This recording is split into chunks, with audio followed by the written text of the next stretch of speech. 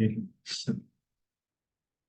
तो कुछ भक्त मांग रहे कि उनको वो नाम चेंज करने का राइट चाहिए। तो दशरथ पुत्र प्रभु, आपको मैंने को होस्ट बना दिया, तो आप देख लेना किसको क्या क्या राइट देने हैं। तो हम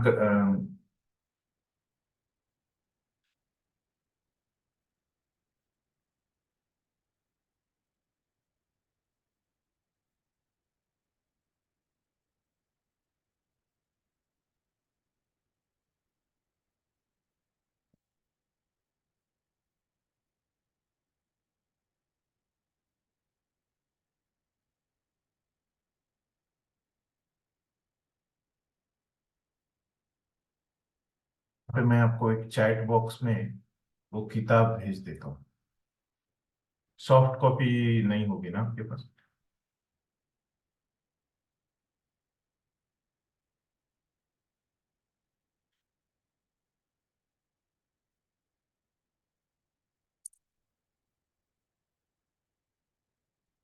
ठीक है।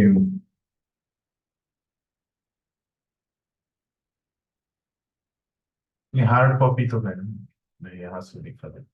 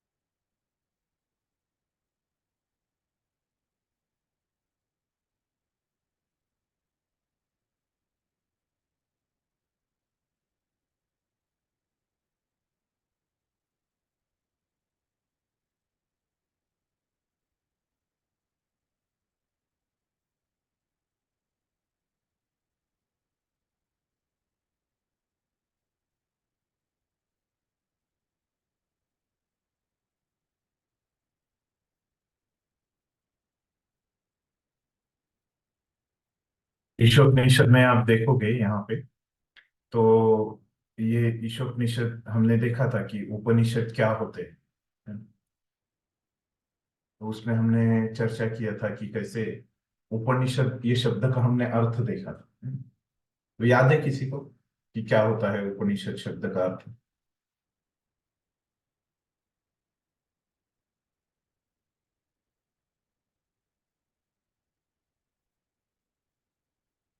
याद है? हम्म। मतलब जो ज्ञान हमको भगवान के नजदीक ले जाता है उसको मतलब ईश्वर कहा जाता है। हाँ, हमने देखा था कि ये ईशोपनिषद शब्द है। ईशो मतलब हमने देखा था कि कैसे भगवान को बोलते हैं हम ईश्वर, है ना, इस तरह से। तो ये ईश शब्द जो है वो क्या वहां पे दिखा रहा है कि संपूर्ण नियंता, है ना, सुप्रीम कंट्रोलर, है ना, उसके लिए ईश शब्द है ना। और उपनिषद मतलब क्या है कि उप मतलब पास में, है ना। और नी मतलब क्या होता है? नीचे बैठना। हाँ, नीचे। नी मतलब नीचे। और शब्द मतलब क्या? बैठना। तो मतलब ये ऐसे जो नीचे बैठ के जो सुना जाता है, मतलब क्या है कि गुरु से कुछ ज्ञान जो सुना जाता है, सीखा जाता है ना। तो उस तरह से गुरु से ये ज्ञान सीख के क्या होता है, ये ये भगवान के पास लेके जाता है ना? ईशोक के उप में लेके जाता है। तो ये ऐसे ये ईशोपनिषद का अर्थ है। हमने देखा था कि कैसे उपनिषद में 108 उपनिषद है ना। उसके नाम भी मैंने बताए थे कि कैसे वो प्रभुपाद के तात्पर्य में है। फिर उसमें से हमको 11 महत्वपूर्ण उपनिषद है, और उसमें से ये ईशोपनिषद है। तो ये ईशोपनिषद, और प्रभुपाद ने इसके ऊपर अपनी अ, टीका लिखी है ना, कमेंट्री लिखी है ना? क्योंकि हर एक जो आचार्य है उन्होंने ये उपनिषदों पे हमने देखा कि श्रुति स्मृति न्याय, है ना, ये सबके ऊपर उनकी टीकाएं होनी चाहिए, कमेंट्री होनी चाहिए। इसीलिए प्रभुपाद ने कमेंट्री लिखी है। Thank you. तो ये ईशोपनिषद में आप यहाँ पे जैसे दिख रहा है आपको सबको यहाँ पे, है ना। तो कैसे यहाँ पे ये भूमिका है इसमें, है ना?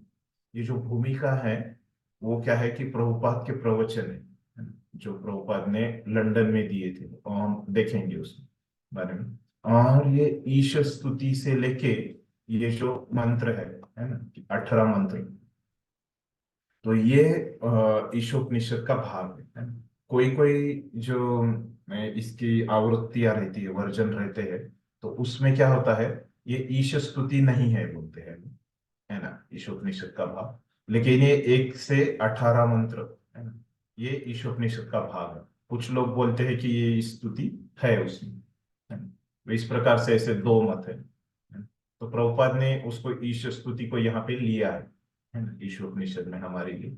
और ये अपना जो इस्कॉन का ईशोपनिषद है, इसमें एबीबीटी वाला, तो उसमें क्या है कि ये भूमिका भी उसमें समाविष्ट की गई है, उसमें ऐड की गई है। तो ये भूमिका क्या है, आज हम उस पे चर्चा करेंगे, शुरुआत से ये करेंगे, है ना, चर्चा करेंगे। तो ये भूमिका क्या है, ये भूमिका जो शीर्षक है कि वेदों की शिक्षाएं। और ये जो है प्रभुपाद ने ये 6 अक्टूबर 1969 को एक कॉन्वे हॉल नाम का एक जगह है लंदन में, इंग्लैंड लंदन पे प्रवचन दिया था। तो ये प्रभुपाद के शिष्यों ने क्या किया है, उसको ही यहाँ पे ये वेदों के बारे में था। और यहाँ पे प्रभुपाद चर्चा करते हैं कि कैसे शब्द प्रमाण हाईएस्ट है। हम अभी एक एक शब्द देखेंगे उसमें। तो इसीलिए ये वेदों के पास वाला, वेदों के बारे में प्रवचन दिया था प्रभुपाद ने, है ना। तो इसीलिए प्रभुपाद के शिष्यों ने इसको यहाँ पे इसका समावेश किया है। जो उपनिषद मतलब हमने देखा कि कैसे वो वेदों के पास में रहते हैं, है ना? तो इसीलिए उन्होंने यहाँ पे इसका समावेश किया है। तो अभी हम कैसे करेंगे कि हम एक एक पैराग्राफ पहले पढ़ लेंगे प्रभुपाद का, है ना, कि एक एक पैराग्राफ में प्रभुपाद ने क्या बोला है ना, ये पहले हम देखेंगे।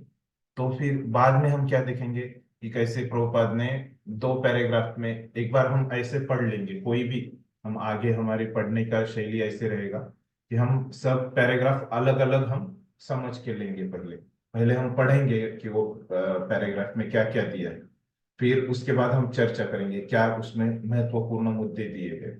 फिर हम देखेंगे कि कैसे वो पैराग्राफ, 2 पैराग्राफ में एक ही विषय बोल रहे हैं, या 3 पैराग्राफ में एक विषय बोल रहे हैं, कभी कभी एक पैराग्राफ में एक ही विषय प्रभुपाद बताते हैं, है ना, उसका हम चर्चा करेंगे। और फिर ये कैसे पैराग्राफ एक दूसरे से कैसे उसका रिलेशनशिप है ना, एक दूसरे से वो कैसे संलग्न है, वो हम देखेंगे। फिर उसके बाद देखेंगे कि वो 2 पैराग्राफ में एक विषय है, या वो 3 पैराग्राफ में एक विषय है, इस तरह से हम देखेंगे।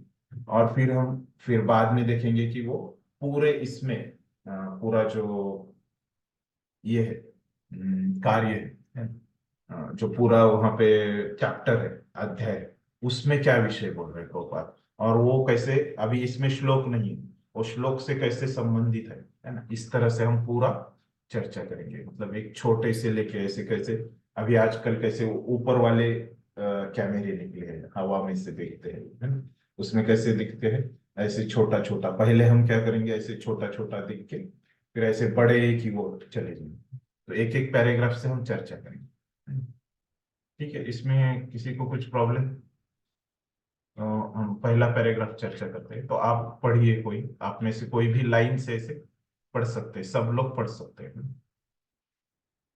उसमें से पहला पैराग्राफ पढ़िए यहाँ पे।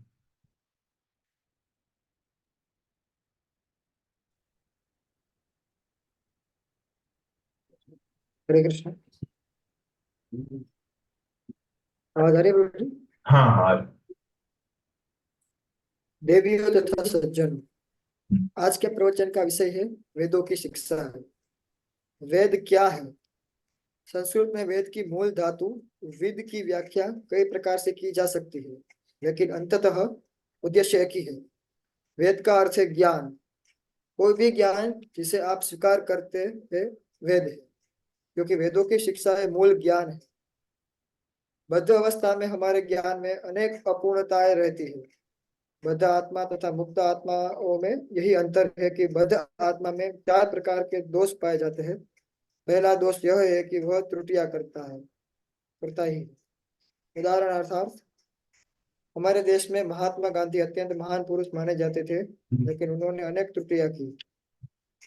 यहाँ एक यहाँ तक कि अपने जीवन की अंतिम अवस्था में उनके सहायक ने उन्हें सावधान किया था, गांधी जी, आप नई दिल्ली की सभा में न जाए।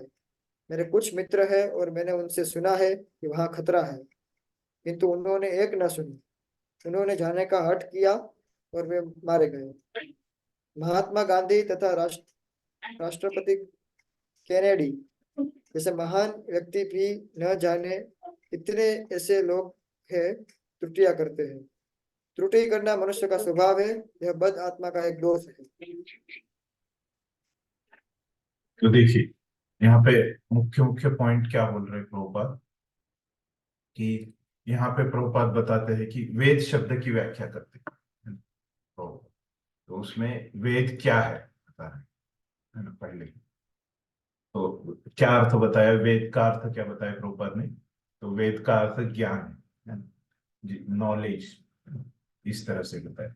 ये यहाँ पे है। तो वो बताया कि विद की व्याख्या की गई है ना, विद धातु से ये वेद शब्द आ गया है ना, इस तरह से। तो वेद मतलब क्या है कि जानना या ज्ञान। तो मतलब और फिर ये क्या रहता है, कोई भी ज्ञान, सब कुछ जो ज्ञान है वो कहाँ से आता है, वेदों से आता है। कोई भी ज्ञान जिसको हम स्वीकार करते हैं तो वो कहाँ से आती है, उसकी मूल शिक्षा कहाँ पे है, वेदों में। कोई भी ज्ञान ऐसे वेदों से ही उसका उद्गम रहता है, कोई भी किसी भी प्रकार का जो ज्ञान। तो सबके मूल क्या है, आदि ज्ञान क्या है, कि वेदों में। ये बताते हैं तो बताते हैं। तो ये वेदों की व्याख्या करते हैं पहले इस परिच्छेद में। फिर बताते हैं कि ये दो प्रकार की अवस्थाएं हैं जीवों की। तो कौन सी अवस्था है, दो प्रकार की अवस्था, एक है बद्धावस्था और मुक्तावस्था। तो फिर क्या अंतर है दोनों में, क्या अंतर बताते हैं फिर ये दोनों अवस्था में है? तो ये दोनों अवस्था में क्या अंतर है कि ये जो बद्ध अवस्था है उसमें क्या रहता है, वो जीव के पास क्या रहता है, चार प्रकार के दोष रहते हैं। ये सबने आपने किया होगा आपके जो शुरुआत के, अब जब भक्ति में आए तब आपको बताए होंगे वहां पे जो भगवत गीता के सेशन होते हैं उसमें। लेकिन प्रभुपाद कैसे बता रहे देखिए, तो बाद में क्या बताते हैं प्रभुपाद कि ये अंतर है बद्ध जीव और मुक्त जीव। तो बद्ध जीव में ये चार प्रकार के दोष होते हैं। तो कौन से हैं फिर ये चार प्रकार के दोष, तो उसमें से पहला दोष इस पैराग्राफ में प्रभुपाद ने बोला है। तो कौन सा है वो पहला दोष, कि वो बद्ध जीव जो है त्रुटियां करता है। तो जिसको हम बोलते हैं मिस्टेक भी बोलते हैं, है ना। त्रुटियां करता है मतलब गलतियां करता है। तो कैसे बद्ध जीव त्रुटियां करता है, तो हमको लगता है कि हम बहुत दृष्टिकोण से, है ना, उसके लिए प्रभुपाद उदाहरण देते हैं। प्रभुपाद अपना बताने के लिए कि कैसे जो कोई भी बद्ध जीव है ना, वो कैसे त्रुटियां करता है। तो प्रभुपाद एकदम बड़ा उदाहरण देते हैं, है ना। हमको लग सकता है कि मुझे बुद्धि कम है ना, इसलिए मैं उदाहरण गलतियां करता हूँ, है ना। मैं उतना पढ़ा लिखा नहीं हूँ, है ना, मेरे खुद के प्रयास से इतना मैं पढ़ा लिखा नहीं, मुझे उतनी जानकारी नहीं, इसलिए मैं गलतियां करता हूँ, इस तरह से हमको लगता है ना। तो प्रभुपाद ने यहाँ पे क्या बता रहे हैं कि वो हमारे बद्धता के कारण हम गलतियां करते हैं। लेकिन इसलिए प्रभुपाद ऐसे व्यक्ति का उदाहरण लेते हैं कि वो बहुत प्रसिद्ध है ना। वो उसने बहुत बड़ा कार्य किया है इस समाज में, है ना। ऐसे व्यक्ति का उदाहरण देते कि वो बहुत जिसने बहुत पढ़ा लिखा है ना, जो बहुत होशियार है, जिसको लोग समझते हैं कि उसको ज्यादा बुद्धि है ना, इस तरह का उदाहरण लेते हैं प्रभुपाद, है ना। तो किसका उदाहरण लेते हैं, महात्मा गांधी का। तो ऐसे जो बहुत एक्सपर्ट व्यक्ति है ना, जिसकी बुद्धि बहुत ज्यादा है ना, जो बहुत ज्यादा पढ़ा लिखा है, तो ऐसे व्यक्ति भी गलतियां करते हैं। तो यहाँ पे और दूसरा उदाहरण लेते हैं प्रभुपाद, तो किसका लेते हैं, राष्ट्रपति केनेडी का। तो ये दोनों जो व्यक्ति है ना, ये दोनों व्यक्ति बहुत बड़े थे, है ना। उनके देश के लोग उनको मानते थे, है ना? जैसे हम महात्मा गांधी को हमारे यहाँ पे राष्ट्रपिता बोलते हैं, है ना? तो ऐसे बड़े व्यक्ति भी गलती कर सकते हैं, है ना। इसलिए प्रभुपाद इनके विशेष करके ये दो लोगों के नाम लेते हैं। और दो लोगों ने क्या गलती की थी कि ये दोनों लोगों की क्या की गई है, हत्या की गई। और हत्या से पहले ये दोनों लोगों को बताया गया था कि आप मत जाइए वहां पे, कि जहाँ पे ये लोगों की सभा थी, उनके प्रवचन थे, तो वहां पे आप मत जाइए क्योंकि आपकी जान के लिए ये खतरा साबित हो सकता है। लेकिन फिर भी उन्होंने जो निर्णय लिया, वहां पे जाने का निर्णय लिया, है ना। और ये दोनों की वहां पे हत्या हो गई। तो मतलब क्या था, वहां पे उनका जो जाने का जो निर्णय है, वो प्रभुपाद बोलते हैं ये उनकी क्या है, गलती है। तो इस प्रकार से जैसे बद्ध जीव जो है ये गलतियां करता है, तो ये मतलब मुख्यतः यहाँ पे प्रभुपाद क्या दिखाना चाहते हैं, ये हमारी बद्धता के कारण हम गलतियां करते हैं। ऐसे नहीं कि हमको बुद्धि कम है इसकी वजह से हम गलतियां करते हैं, या हमको कुछ पता नहीं है, हमने पढ़ा नहीं है इसलिए हम गलतियां करते हैं, इस तरह से नहीं है। तो ये जो जो बड़े बड़े प्रसिद्ध व्यक्ति उन्होंने बहुत बड़ा कार्य किया है ना, ऐसे व्यक्ति भी गलतियां करते हैं, है ना? इस तरह से यहाँ पे हम देख सकते हैं। और यहाँ पहले मैंने जैसे बताया, और एक जैसे आप देखोगे कि श्रीमद् भागवतम के पहले स्कंद में प्रभुपाद इनके कुछ पर्यायी शब्द लिखते हैं, है ना? तो ये जो चार यहाँ पे त्रुटियां हैं, है ना, इनके पर्यायी शब्द प्रभुपाद लिखते हैं, है ना? तो वहां पे प्रभुपाद क्या बोलते हैं कि एरर्स, इंसैनिटी, इनएबिलिटी और चीटिंग। ये जो चार गलतियां जब हो जाएगी, तब ये फिर से मैं दोहराता हूँ। तो उसमें जो पहली थी मिस्टेक, मिस्टेक के लिए प्रभुपाद क्या शब्द लिखते हैं वहां पे पहले स्कंद में, एरर्स बोलते हैं। तो एरर मतलब क्या, जो त्रुटियां है ना या गलतियां, उसका ही समानार्थ है एक अलग शब्द प्रभुपाद उसको इस्तेमाल करते हैं। मिस्टेक की जगह वहां पे एरर्स ऐसे लिखते हैं। तो एक यहाँ पे महत्वपूर्ण पॉइंट है। अभी देखिए, प्रभुपाद मतलब ये खुद जो भी अभी ये प्रवचन है ना प्रभुपाद, तो कैसे ये प्रभुपाद प्रवचन के माध्यम से कैसे प्रचार करते हैं देखिए, है ना? तो अभी प्रभुपाद बता रहे कि ज्ञान प्राप्त कैसे करना है ना, इसके बारे में प्रभुपाद बता रहे। तो पहले ज्ञान प्राप्त कैसे करना है इसके बारे में बताने से पहले प्रभुपाद क्या बता रहे कि आप लोगों ने जो ज्ञान प्राप्त किया है वो कैसे गलत है।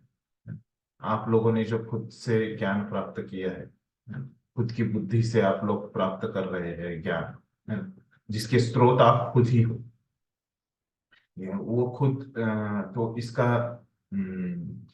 क्या नुकसान क्या है कि आप क्या है कि खुद कुछ ज्ञान आप खुद से नहीं प्राप्त कर सकते क्योंकि आप खुद गलतियां करते हैं, है ना? तो आप खुद जिसका स्रोत जो सोर्स ही गलतियों से भरा है, तो वो ज्ञान भी कैसे होगा, वो नॉलेज भी कैसे रहेगा, वो भी गलतियों से भरा हुआ रहेगा।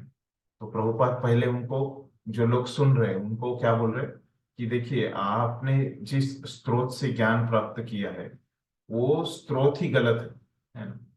उसके चार कारण बताते हैं तो इसलिए आप वो स्रोत छोड़ के हमारे पास आए, ऐसे आगे बताएंगे। तो पहले क्या कर रहे हैं, उनका स्रोत ही गलत साबित कर रहे हैं।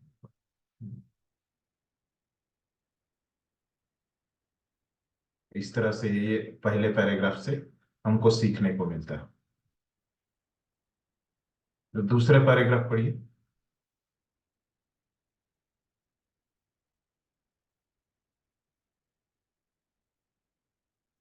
कोई भी पढ़िए, जल्दी जल्दी, मतलब हम आगे बढ़ते हैं।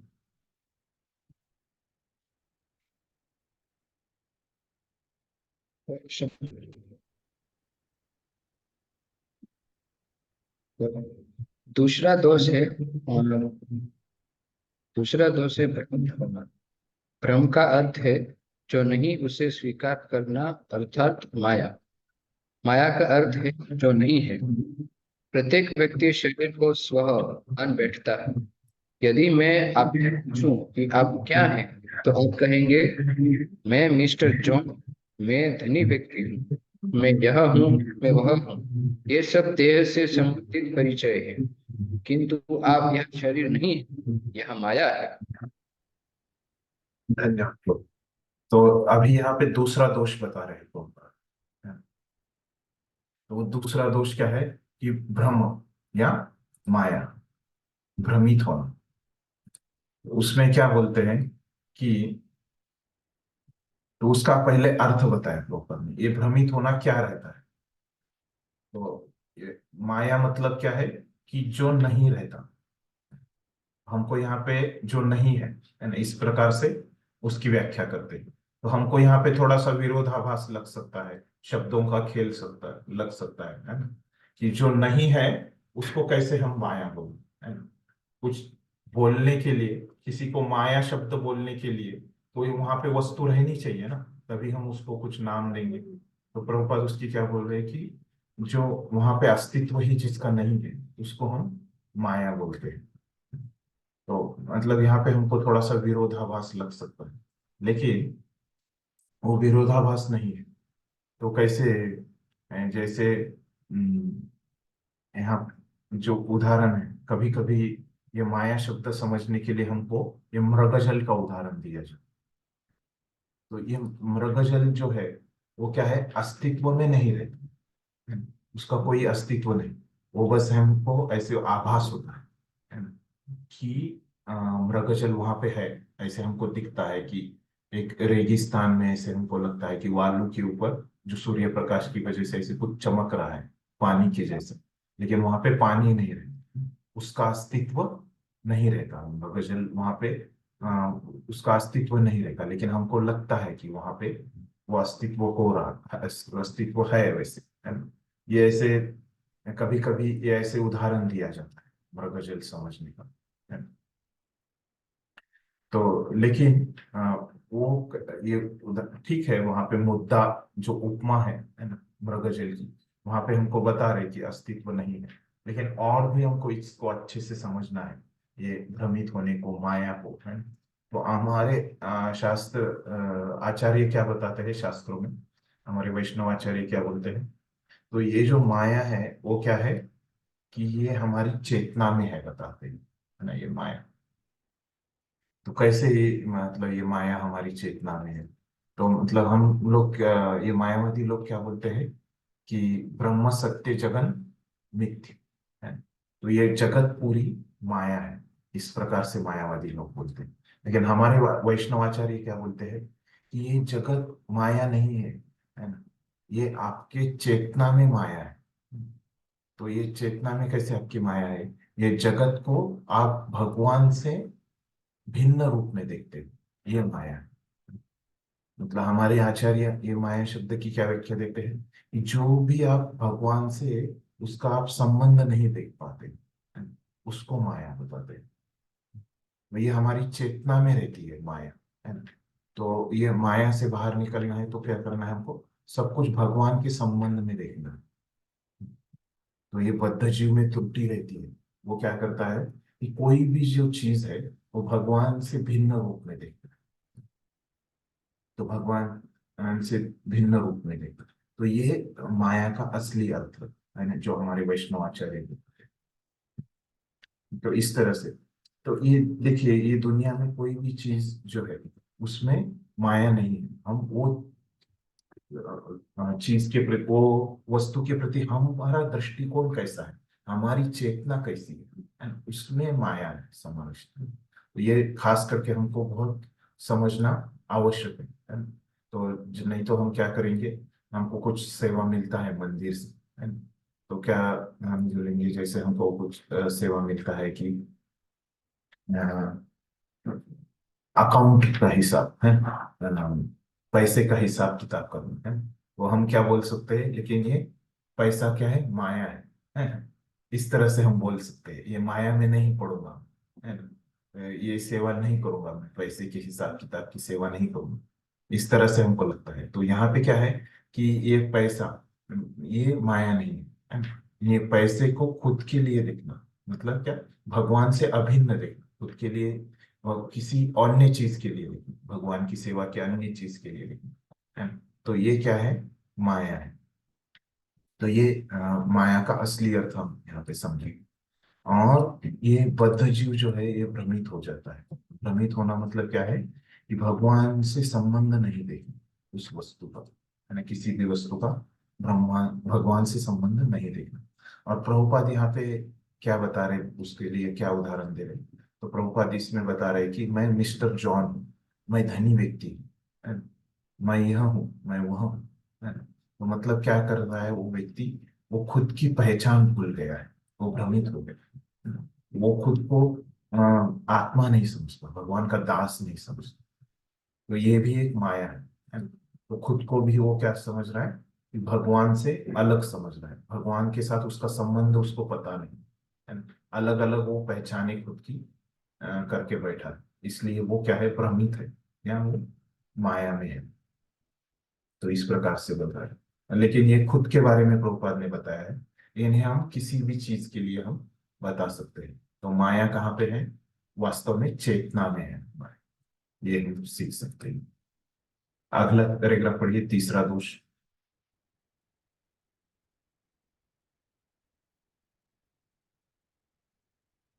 तीसरा दोष है धोखा देने की प्रवृत्ति। प्रत्येक व्यक्ति में दूसरों को ठगने की प्रवृत्ति पाई जाती है। कोई व्यक्ति पहले दर्जे का मूर्ख क्यों न हो, किंतु वह भी अत्यंत बुद्धिमान होने का दिखावा करता है। यद्यपि यह पहले कहा जा चुका है कि वह माया में रहता है और त्रुटियां करता है, लेकिन वह तर्क करता है, मैं सोचता हूँ कि यह ऐसा है, वह वैसा है, लेकिन उसे अपनी ही स्थिति का भी ज्ञान नहीं होता। वह दर्शन पर पुस्तकें लिखता है, यद्यपि वह स्वयं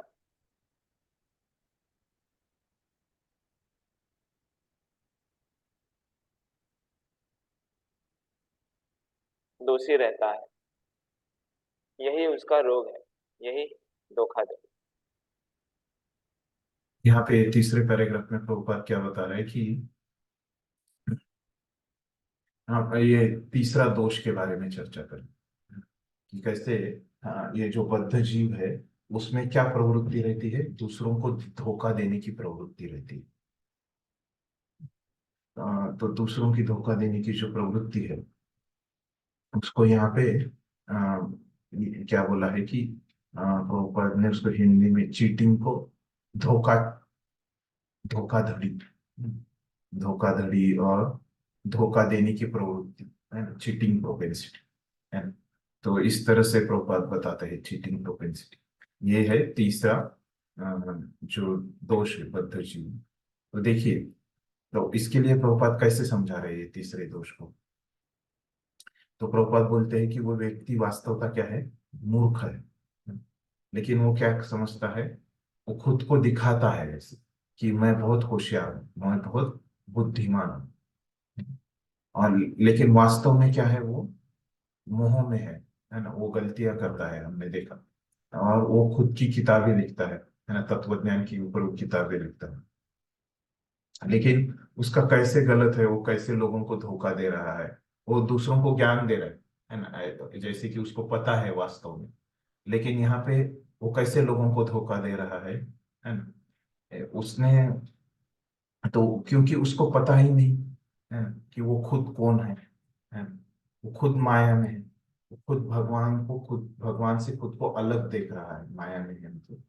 तो इसके कारण क्या है, कि उसका जो ज्ञान है वही गलत ज्ञान है, और वही वो दूसरों को बांट रहा है ना? इसलिए, और भले ही वो समझता है कि वो उसका ज्ञान सही है, लेकिन वास्तव में क्या है, कि वो ज्ञान गलत है ना? तो देखिए, ये समझना है।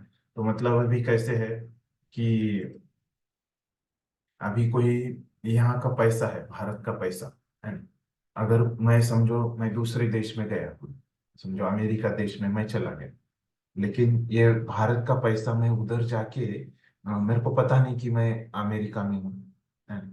मुझे लगता है कि मैं खुद भारत में ही हूँ, है ना? ये क्या है, मेरा भ्रम है तो मैं वहां पे भारत का ही पैसा मैं दूसरी जगह पे चला रहा हूँ, है ना? मुझे लगता है खुद को कि ये पैसा है, लेकिन वो वैसे है क्या, उधर ये वो पैसा उधर नहीं चलेगा, है ना, उस तरह से उसको पता है वो भौतिक स्तर पे वो सही है ना, ऐसे हो रहा है, लेकिन वास्तव में वो स्तर नहीं है ना। तो क्योंकि वो आप वो पूरी परिस्थिति का अगर विचार करोगे तो क्या है, उस व्यक्ति का वो गलत है उसमें जो बर्ताव है ना, क्योंकि वो गलत ज्ञान बता रहा है, उसको पता नहीं कि वो वहां पे नहीं चलेगा गलत ज्ञान। तो इस तरह से क्या कर रहा है वो, अनजाने में, है ना, कुछ लोग तो जानबूझ के धोखा देते हैं, लेकिन कुछ लोग अनजाने में भी धोखा दे सकते हैं, उनको पता नहीं होगा, है ना। तो इस तरह से लोग धोखा देते हैं एक दूसरे को। प्रभुपादी उदाहरण से यहाँ पे बता रहे हैं हमको कि कैसे इस दुनिया में लोग धोखा देते हैं। तो देखिए, ये जो धोखा देने की प्रवृत्ति है उसको क्या बोलते हैं, इंग्लिश में चीटर बोलते हैं, चीटर, है ना। तो वही और प्रभुपाद यहाँ पे क्या बता रहे हैं कि जो लोग दूसरों को सिखा के, गलत ज्ञान सिखा के, भौतिक ज्ञान सिखा के दूसरों को धोखा दे रहे, मतलब चीट कर रहे हैं। तो यहाँ पे एक भक्त से मैंने सुना कि वो बोल रहे थे कि जैसे ये चीटर और ये टीचर, है ना, कि ये दोनों का बहुत आपस में संबंध है ना। तो ये शिक्षक लोग जो है वो बहुत फंसा सकते हैं दूसरों को जल्दी से, है ना, अगर उनका सही ज्ञान के बारे में वो पढ़ाते नहीं, है ना, और सही उनका अस्तित्व नहीं, तो ये दोनों में बहुत आपसी वहां पे संबंध है, चीटर और टीचर, है ना। तो थोड़ा सा ही इनके स्पेलिंग में अंतर है। तो ये टीचर बहुत जल्दी चीटर बन सकते हैं, है ना? अगर उन्होंने ठीक से उनके जो वैदिक जो ज्ञान है वो ठीक से परंपरा से नहीं है, स्रोत उनका ठीक नहीं है, उनके ज्ञान का स्रोत अगर ठीक नहीं है, उगम स्थान ठीक नहीं है, तो वो बहुत बड़े चीटर बन सकते हैं, टीचर। और जैसे एक मैंने पढ़ा था कि कैसे एक भक्त से भी मैंने सुना थी, वो बता रहे थे कि कैसे एक शास्त्रज्ञ है, वो क्या बताता है, फिलिप्स नाम का एक शास्त्रज्ञ है, वो क्या बताता है कि I have already made up my mind, do not confuse with me, do not confuse me with facts. मतलब क्या है कि लोगों को क्या है कि सच जानने की जरूरत ही नहीं लगती, है ना। वो क्या बोलता है कि मैंने पहले ही मेरे मन को तैयार कर लिया है ना, और ज्यादा सच्चाई फैक्ट्स बता के मुझे भ्रमित मत करो, है ना। तो फैक्ट्स जानने की जो यहाँ पे हम देखते हैं कि बड़े बड़े कैसे जो शास्त्रज्ञ लोगों को लगता है कि पहले से ही उनको पता है ना, वो बोलते हैं कि और मुझे फैक्ट्स मत बताओ, है ना। मतलब वो लोग क्या है कि गलत उनके ज्ञान की वजह से वो खुद में खुश रहने की उनकी प्रवृत्ति है, और उसकी वजह से वो दूसरों को धोखा देते हैं, है ना? जैसे यहाँ पे प्रभुपाद बता रहे हैं। तो ये हम यहाँ पे हम देखा कि तीसरी बद्धता क्या है ना, ये धोखा देने की प्रवृत्ति, है ना? ये ऐसे इस प्रकार से प्रभुपाद आगे वाली पढ़ी, अंतिम बद्धता।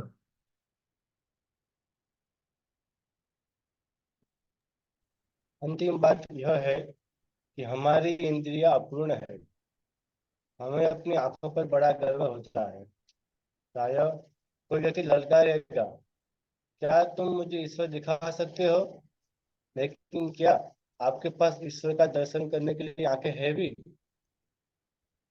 यदि आपके पास आंखें नहीं है तो आप उनके दर्शन कभी नहीं कर सकोगे। यदि एकाएक कमरे में अंधेरा हो जाए तो आप अपने हाथों को भी नहीं देख सकते। अतएव आपके पास दर्शन करने की शक्ति ही क्या है? अतः हम अपने इन अपूर्ण इंद्रियों से ज्ञान प्राप्त करने की अपेक्षा नहीं कर सकते। बस जीवन में इन दोषों के होते हुए हम किसी को पूर्ण ज्ञान प्रदान नहीं कर सकते। नहीं, हम स्वयं पूर्ण है। अतएव हम वेदों को यथारूप में स्वीकार करते हैं। तो देखिए यहाँ पे प्रभुपाद क्या बताया, पहला मुद्दा प्रभुपाद ने बताया कि कैसे हमारी इंद्रियां अपूर्ण है। तो हम लोग बोलते हैं ना, भगवान को हमको देखना है, ईश्वर को मुझे देखना है। तो प्रभुपाद बोल रहे हैं कि ईश्वर को ही क्या है ना? लेकिन एक अगर कमरे में अगर अंधेरा हो जाता है ना, तो आप खुद नहीं देख सकते, कुछ भी नहीं देख सकते, है ना? तो हम देख पाते हैं किसकी वजह से, ये यहाँ पे लाइट है, उजाला है, इसकी वजह से हम कोई भी चीज देख सकते हैं। तो हमारे पास खुद के पास हमारी देखने की भी क्षमता नहीं है। उसके लिए भी हमको क्या होना पड़ता है, हमारी जो दृष्टि है वो अपूर्ण होने की वजह से हमको किसी की चीज के ऊपर निर्भर रहना पड़ता है। जैसे देखने के लिए हमको क्या, प्रकाश के ऊपर निर्भर रहना पड़ता है। अगर प्रकाश है, अगर लाइट है वहां पे, है ना, तो ही हम देख सकते हैं। तो उस तरह से प्रभुपाद यहाँ पे हमको समझा रहे हैं कैसे हमारी इंद्रियां अपूर्ण है ना, इससे हम कोई भी कार्य खुद से नहीं कर सकते। तो हमारी इंद्रियां अपूर्ण है, तो इस ये समझाने के लिए प्रभुपाद अन्य अन्य जगह पे कैसे मृगजल का उदाहरण देते हैं कि हम पूरा नहीं देख सकते, और कैसे ये भी बताते हैं कि प्रभुपाद क्या है कि सूर्य को हम बहुत छोटा देखते हैं कि हमारी इंद्रियां अपूर्ण है। एक वो बहुत बड़ा है वास्तविकता, वास्तविक से सूर्य, लेकिन हम देखते हैं कि कैसे सूर्य को एक हम छोटा एक गोल ही मान के बैठते हैं क्योंकि हमारी इंद्रियां अपूर्ण है। तो यहाँ पे प्रभुपाद बोलते हैं कि हम बद्ध जीवन में हम दोषों से पूर्ण होते हैं, है ना? और ये दोषों से पूर्ण होने की वजह से क्या होता है कि हम खुद भी ज्ञान प्राप्त नहीं कर सकते, है ना? और दूसरों को भी ज्ञान हम नहीं दे सकते क्योंकि हम में ही दोष है, और ये दोषों के कारण हम पूर्ण नहीं है। तो इसलिए हमको वेदों को कैसे स्वीकार करना है, यथारूप में स्वीकार करना है। तो वेद हम पढ़ के नहीं समझ सकते, है ना? तो वो हमको स्वीकार करने पड़ेंगे, सीखने पड़ेंगे किसी से, तो परंपरा में, है ना? तो ये बात पहले अपने प्रवचन में प्रभुपाद यहाँ पे बताते हैं कि आपको कोई भी अगर ज्ञान आपको प्राप्त करना है ना, तो आपको क्या, आप खुद से नहीं प्राप्त करो, आपको वो सही जो एक स्रोत से, वो एक सही सोर्स से आपको ज्ञान का जो सोर्स है उससे वो प्राप्त करना पड़ेगा, है ना? अगर आपको कुछ भी प्राप्त करना है। तो देखिए प्रभुपाद के जो प्रवचन होते हैं ये बहुत ऐसे प्रचारक की दृष्टि से प्रभुपाद प्रवचन करते हैं, है ना? तो देखिए अभी आपको सामने वाले प्रवचन में हम क्या करते हैं, प्रचार में हम क्या करते हैं कि कैसे ये सामने वाला जो व्यक्ति है वो कैसे गलत अभ्यास कर रहा है चीजों का, है ना, और हमारे पास कैसे उसके अभ्यास के लिए सही रास्ता है ना? ये हम बताते हैं कि वो क्या क्या इस तरह से बताते हैं कि वो स्वीकार करे, है ना? तो प्रभुपाद ये बताने के दो तरीके रहते हैं, है ना, कि सामने वाले व्यक्ति के एक क्या है कि हम उसको बता सकते हैं कि सही रास्ता क्या है और वो क्या क्या गलतियां कर रहा है ना? एक हम उसको व्याख्यान से बता सकते हैं, और दूसरा तरीका क्या है कि उसको प्रेम देके, उसके साथ संबंध बना के, है ना, किसी के साथ हम संबंध बना के, रिलेशनशिप बना के, है ना, भी हम क्या कर सकते हैं, उसको सही रास्ता दिखा सकते हैं, है ना? तो प्रभुपाद अभी यहाँ पे प्रचार में सही रास्ता किस तरह से दिखा रहे हैं कि वो बता रहे कि अभी जो लोगों की जीवन शैली में वो क्या क्या गलतियां करते हैं, और वो क्या क्या गलत उनके जीवन में है। तो पहले गलती लोगों के जीवन में क्या है कि कोई भी जो ज्ञान प्राप्त करना है तो उसका स्रोत लोगों का क्या है, ये आधुनिक शिक्षण प्रणाली, है ना? तो ये आधुनिक शिक्षण प्रणाली में क्या होता है, कुछ जो शास्त्रज्ञ रहते हैं, साइंटिस्ट रहते हैं, वो कुछ क्या करते हैं, संशोधन करते हैं और वही उनको पढ़ाया जाता है ना? तो उनका स्रोत क्या है, तो पहले प्रभुपाद ने उनके स्रोत को काटा, है ना, कि आप लोग जो ज्ञान प्राप्त कर रहे हो वो कहाँ से ज्ञान प्राप्त कर रहे हो, ये आधुनिक शास्त्रज्ञों से, है ना? लेकिन ये आधुनिक शास्त्रज्ञों से आप ज्ञान प्राप्त नहीं कर सकते। आपको सब ज्ञान का उगम कहाँ पे है, प्रभुपाद ने बोला वेदों में, वेदों में सब ज्ञान की शुरुआत होती है। तो फिर उनको लग सकता है अरे फिर हमारे शास्त्रज्ञों से ज्ञान प्राप्त करने में क्या गलतियां हैं, क्या प्रॉब्लम क्या है ना? वो तो इतना अच्छा पढ़ाई करते हैं, है ना, इतना अच्छा वो तर्क से लॉजिक से बताते हैं, तो प्रभुपाद बताते हैं उनमें 4 दोष है। जिस व्यक्ति से आप लोगों का ज्ञान आ रहा है ना, उनमें 4 दोष है। तो क्या क्या दोष है उनमें? 4 दोष कि पहला दोष प्रभुपाद ने बताया कि कैसे वो गलतियां करते हैं, है ना। वो बोलेंगे अरे गलतियां नहीं करते हैं हमारे। तो प्रभुपाद ने क्या किया, बहुत बड़े बड़े फेमस लोगों का उदाहरण देके समझाया कि कैसे ये आपके शास्त्रज्ञ लोग भी गलतियां करते हैं, वो बद्ध जीव होने के कारण। दूसरा बताया कि कैसे वो मोह में जा सकते हैं, वो माया में है, वास्तविक चीजों को वो नहीं देख पाते, है ना। और फिर तीसरा क्या है, उनमें धोखा देने की प्रवृत्ति है। तो देखिए हमने बहुत सारे ऐसे कथाएं आप लोगों ने सुनी होगी, आप सब लोग साइंस में, है ना, कि कुछ शास्त्रज्ञ ने कुछ शोध देखा, है ना, कि क्या करता है दूसरा शास्त्रज्ञ वो शोध को अपने नाम पे जाके पेपर पब्लिश कर देता है ना? ऐसे बहुत चोरी करते हैं शास्त्र। मतलब क्या है कि हम देख सकते हैं कि कैसे दूसरे ने जो शोध लिखे, दूसरे ने जो रिसर्च किया, उसको धोखा देके क्या करते हैं अपने नाम में पब्लिश कर देते हैं, है ना? ये भी आपने प्रवृत्ति, ये तो ये सब एक तीसरी उसमें दोष बताया, है ना। और फिर चौथा क्या है कि इंद्रिय अपूर्ण होने के कारण वो स्रोत पे आप, वो सोर्स पे आप भरोसा मत रखो, है ना। फिर भरोसा कहाँ पे रखना है? अप्रत्यक्ष रूप से प्रभुपाद क्या बोल रहे हैं कि वेदों को यथारूप से आप स्वीकार करो, है ना, क्योंकि वेद कहाँ से आए हैं? भगवान से आए हैं। उनमें कुछ दोष नहीं है, वो क्या है?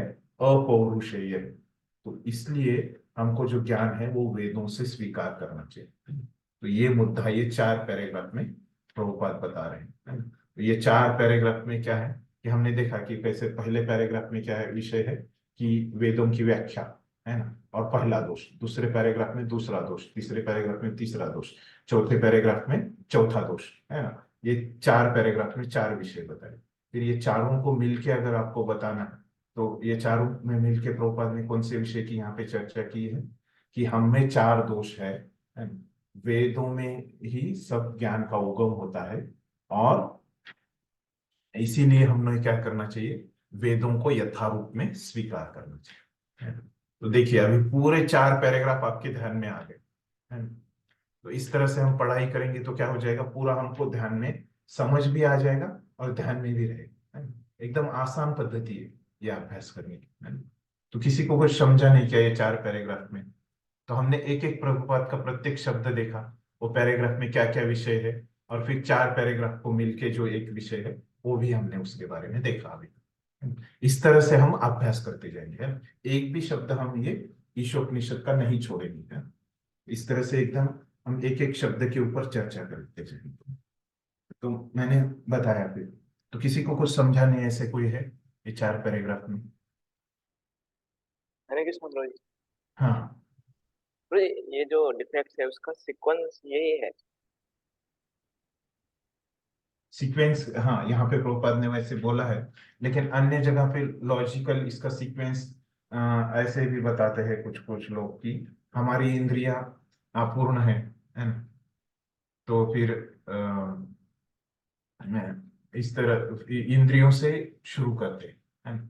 लेकिन इस तरह से कुछ उल्लेख नहीं है प्रवचनों में, उसका सीक्वेंस भक्त लोग बताते हैं जो लॉजिकली कि कैसे हम गलतियां, इंद्रियां पूर्ण होने की वजह से गलतियां करते हैं। फिर गलतियां करने के बाद क्या हो जाता है कि हम वो छिपाने के लिए फिर धोखा देते हैं। ऐसे लॉजिकल भक्तों के प्रवचन में सुना है मैंने सीक्वेंस, लेकिन ऐसे कहीं शास्त्रों में उल्लेख नहीं है कि जैसे प्रभुपाद की किताबों में वैसे ऐसे उल्लेख नहीं है इसका। लेकिन भक्त लोग कैसे तर्क से बताते हैं कि कैसे इसका संबंध लगाते हैं।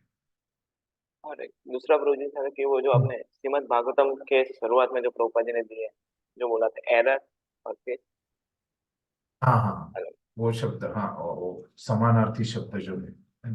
तो यहाँ पे हमने देखा कि क्या शब्द प्रभुपाद ने इस्तेमाल किए हैं कि इंग्लिश आप इसमें देखोगे, ईशोपनिषद में देखोगे तो प्रभुपाद ने क्या लिखा है, इंग्लिश के जो शब्द है अ,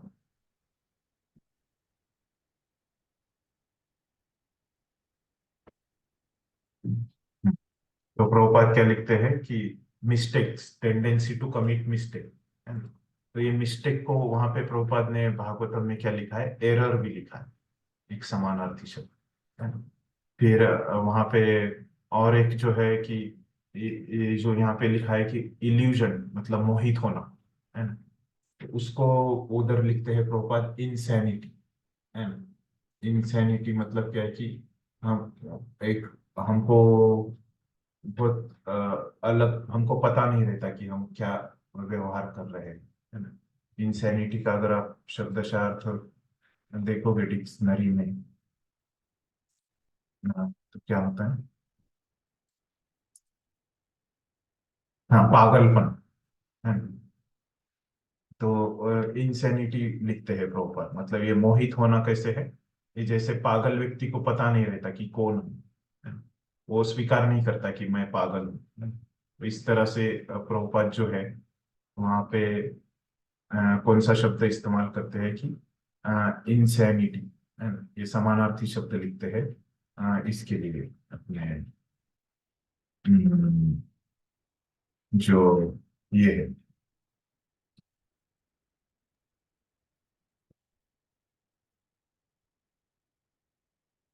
है इसके लिए मोहि इल्यूजन के लिए इंसैनिटी समानार्थी शब्द इस्तेमाल करते हैं। और ये जो इम्परफेक्ट सेंसेस है ना, इंद्रिय अपूर्णता, तो उसके लिए इनएबिलिटी ऐसे एक शब्द इस्तेमाल करते हैं। और चीटिंग प्रोपेंसिटी के लिए चीटिंग प्रोपेंसिटी, उसमें वही शब्द रखते हैं तो ये भागवतम के पहले स्कंद के 14वें अध्याय के चौथे श्लोक में प्रभुपाद बताते हैं तात्पर्य में। वैसे एक समानार्थी शब्द है। अन्य एक जगह पे प्रभुपाद बताते हैं ये चार दोषों के बारे में, ये भागवतम के, हाँ, 17वें अध्याय में भी प्रभुपाद इसका उल्लेख करते हैं, है ना, कि कैसे, नहीं नहीं वहां पे ये चार नियमों के बारे में, है ना, चार दोषों के बारे में, ठीक यही है भागवतम के ये 14वें अध्याय में बताते हैं, ये थोड़े समानार्थी शब्द हैं।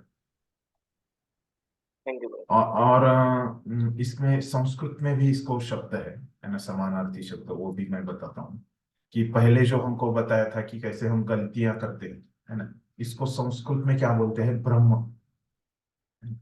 जो हम गलतियां करते हैं, टेंडेंसी टू कमिट मिस्टेक, इसको ब्रह्म शब्द बोला गया है संस्कृत में। चैतन्य चरितामृत में ये शब्द आते हैं। फिर दूसरा जो बोला था कि मोहित होना, है ना, तो उसको संस्कृत में क्या बोलते हैं, प्रमाद, प्रमाद भी शब्द है। और तीसरा जो बोला है कि ये धोखा देना, चीटिंग प्रोपेंसिटी, है ना, उस संस्कृत में विप्रलिप्सा, विप्रलिप्सा भी बोला गया है। और ये जो चौथा है इम्परफेक्ट सेंसेस, उसको कारना पाटव, कारना पाटव, तो ये चार संस्कृत के भी शब्द है ये जो चार दोष है, लिख लिए सबने चार संस्कृत के नाम। अभी हम आगे बढ़ते हैं, पढ़िए 5वां पैराग्राफ कोई। हरे कृष्ण गुरु जी।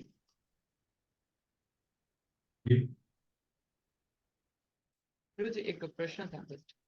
ये कोई पूछिए।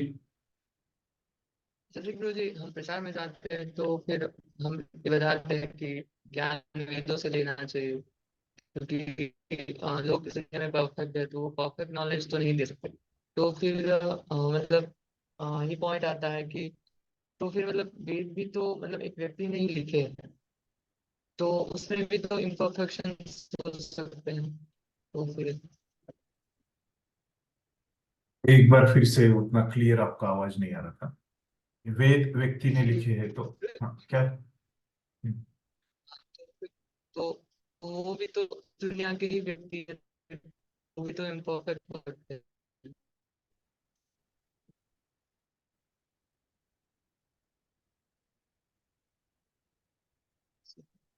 क्या बंद नहीं कर सकते, हाँ बंद कीजिए। क्या आप फिर से एक बार पूछिए। हरे कृष्ण गुरु जी, आप हम्म वॉइस आ रहा है? तो जैसे कि अ, हम इस दुनिया के लोग तो इम्परफेक्ट है, तो फिर जैसे कि वेद से हमको नॉलेज लेना है, लेकिन वेद भी तो मतलब इस दुनिया के लोगों ने ही लिखा है, तो फिर वो भी तो इम्परफेक्ट हो सकते हैं। तो फिर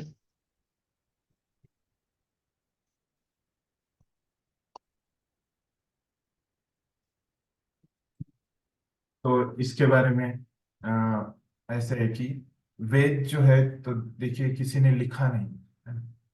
तो उसको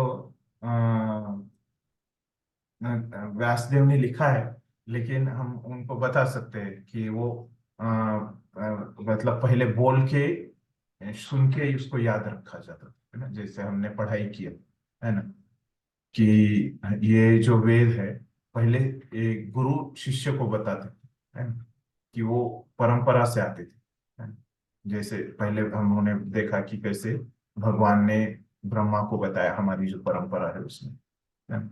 तो ये सब लोग याद रखते थे श्रुतिधर, लेकिन व्यासदेव को भी याद था, उनके शिष्यों को भी याद था, लेकिन उन्होंने आगे देखा, है ना। जैसे व्यासदेव त्रिकालदर्शी थे, है ना। उन्होंने आगे देखा कि 5,000 साल बाद ऐसे लोग आने वाले हैं कि वो याद नहीं रख पाएंगे, कलयुग चालू होने वाला है ना। तब उन्होंने लिखे, है ना। तो ये है उसका असली कारण, है ना, कि ये वेद जो है ये किसी ने बनाए नहीं किया, किसी ने मन से नहीं लिखे, है ना। तो ये साक्षात भगवान के मुख से आ रहे हैं, है ना? तो इसका जो स्रोत है वो कौन है? कृष्ण के मुख से आ रहे हैं, है ना। अगर उनका कृष्ण पे भरोसा है वगैरह है ना, उनका नहीं है, वो बहुत ही ज्यादा ऐसे है, तो एक एक स्तर के जो लोग हैं इसको स्वीकार करेंगे, है। लेकिन इसके आगे वाले भी कुछ नास्तिक लोग होंगे, क्योंकि अब प्रचार तो नए लोगों को करेंगे, है ना। तो ये इस चीज को स्वीकार नहीं करेंगे, है ना। तो उनको आप बोल के देख सकते हो, है ना। तो देखिए दो प्रकार के स्रोत है ना। एक क्या है कि ये शास्त्रज्ञों का स्रोत है ना। और ये यहाँ से भगवान से जो आ रहा है वेदों का स्रोत है ना। तो तो देखिए आप दोनों को अपने जीवन में उतार के देखिए, है ना। जो शास्त्रज्ञों की बात है आप आपके जीवन में उतार के देखिए, ये भगवान से जो आ रही है वेदों की बात है ना, ये भी आप अपने जीवन के उतार के देखिए, और आप अपने अनुभव के ऊपर चलिए, है ना। ये जो दोनों को ज्ञान, ठीक है, हम अभी आप मान लीजिए कि दोनों ज्ञान सही है ना, लेकिन आप दोनों ज्ञान को अपने जीवन में उतार के देखिए, आपको कुछ अंतर लगता है ना, आप खुद अनुभव कीजिए, है ना। फिर आप मान लीजिए कि कौन सा सही है ना, इस तरह से आप उनको बता सकते हैं। फिर तो वो एग्री करेंगे, नहीं तो ठीक है आपके पास इतना समय नहीं है ना, तो आपके जो मित्र है ना, ऐसे है कि जिन्होंने ये वैदिक मार्ग है, वैदिक मार्ग जो है, ये वैदिक ज्ञान जो है, जिन्होंने अपने जीवन में उतारा है उनसे पूछिए, दूसरे लोगों के अनुभव पे चलिए, नहीं तो आप खुद अनुभव कीजिए, है ना। इस तरह से हम उनको बता सकते हैं, है ना, कि ये जो नहीं, जो बहुत ही आगे वाले नास्तिक है ना? कुछ लोगों का जिनको विश्वास है उनको हम पहले वाला उत्तर दे सकते हैं, है ना? ठीक है। उनको हम अनुभव कर सकते हैं कि अभी आप वो दोनों को स्वीकार करके देखें, लेकिन आपको कुछ अब अलग लगता है ये ज्ञान में, और हम उनको बता सकते हैं कि देखो हमारे ज्ञान को प्राप्त करके आगे भी प्रभुपाद उसके उदाहरण देंगे, उसमें हम आएंगे कि देखो एंटीसेप्टिक एक प्रॉपर्टी बताते हैं, कि जैसे वेदों में बोला गया है कि गाय का गोबर बहुत अच्छा है ना।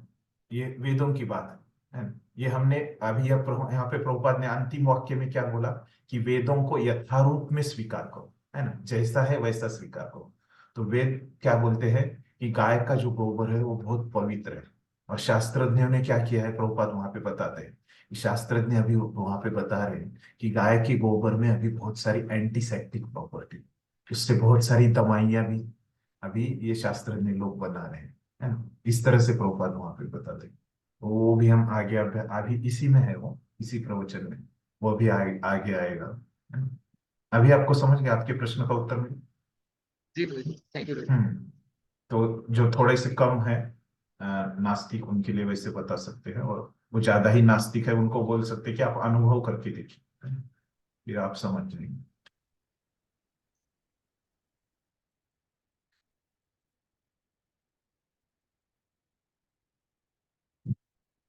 पांचवा पैराग्राफ पढ़िए पूरे।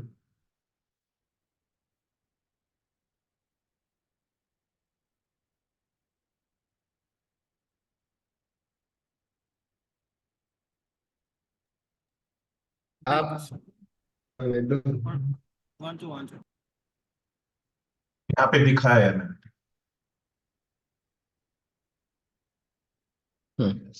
आप वेदों को हिंदू कह सकते हैं, लेकिन हिंदू नाम विदेशी है। हम हिंदू नहीं हैं। हमारी असली पहचान वर्णाश्रम है। वर्णाश्रम वेदों के उन अनुयायियों का सूचक है जो मानव समाज में वर्ण तथा आश्रम के 8 विभागों को मानते हैं। 4 विभाग समाज के हैं और 4 विभाग आध्यात्मिक जीवन के हैं। यह वर्णाश्रम कहलाता है। भगवत गीता में 4.13 में कहा गया है, ये विभाग सर्वत्र पाए जाते हैं क्योंकि ये ईश्वर द्वारा सर्जित हैं। समाज के विभाग हैं ब्राह्मण, क्षत्रिय, वैश्य तथा शूद्र। ब्राह्मण अत्यंत बुद्धिमान वर्ग है। वर्ग के उन मनुष्यों का सूचक है जो यह जानते हैं कि ब्रह्म क्या है। इसी प्रकार क्षत्रिय या प्रशासक वर्ग बुद्धिमान मनुष्यों का अगला वर्ग है। तब वैश्य अर्थात व्यापारी वर्ग आता है। यह प्राकृतिक वर्गीकरण सर्वत्र पाया जाता है। यही वैदिक सिद्धांत है और हम इसे स्वीकार करते हैं। वैदिक सिद्धांत स्वयं सिद्ध सत्य के रूप में स्वीकार किए जाते हैं कि उनमें कोई त्रुटि नहीं हो सकती। यह स्वीकृति है। उदाहरणार्थ, भारत में गोबर को शुद्ध माना जाता है। फिर गोबर पशु का मल है। एक स्थान पर आप यह वैदिक आदेश पाएंगे कि यदि आप मल को छू लेते हैं तो आपको तुरंत स्नान करना होगा। लेकिन दूसरे स्थान पर यह कहा गया है कि गाय का मल मतलब गोबर शुद्ध होता है। यदि आप किसी अशुद्ध स्थान को गोबर से लीपते हैं तो वह शुद्ध हो जाता है। हम अपनी सामान्य इंद्रियों से तर्क कर सकते हैं। यह विरोधाभास है। सामान्य दृष्टि में यह विरोधाभास लगता है, लेकिन यह मिथ्या नहीं है, यह तथ्य है। कलकत्ता के एक प्रमुख वैज्ञानिक तथा डॉक्टर ने गोबर का विश्लेषण करके यह पता लगाया है कि इसमें समस्त रोगाणुनाशक गुण पाए जाते हैं। धन्यवाद थोड़ी। तो यहाँ पे प्रभुपाद क्या बता रहे हैं कि अभी प्रभुपाद ने ऊपर बताया है ना कि कैसे वेदों के बारे में प्रभुपाद ने बताया कि अभी ये वेदों का अस्तित्व सिद्ध करने के लिए प्रभुपाद यहाँ पे उदाहरण दे रहे, अलग अलग उदाहरण, है ना। तो पहला जो है कि पहला उदाहरण देते हैं कि सामाजिक स्तर से प्रभुपाद उदाहरण देते हैं, है ना। जो लोग समाज के रचना को समझ पाएंगे वो उस तरह से। तो सामाजिक स्तर में प्रभुपाद क्या उदाहरण देते हैं कि देखिए, जो वेदों में सामाजिक एक समाज के बारे में बताया गया है, समाज में कैसे रहता है, वेदों में क्या बताया गया है कि समाज में वर्णाश्रम का आचरण हो जाता है।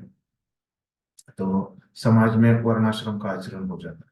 तो ये वेदों में कहा गया है ना कि ये 4 प्रकार के जो लोग, ब्राह्मण, क्षत्रिय, वैश्य, शूद्र, है ना।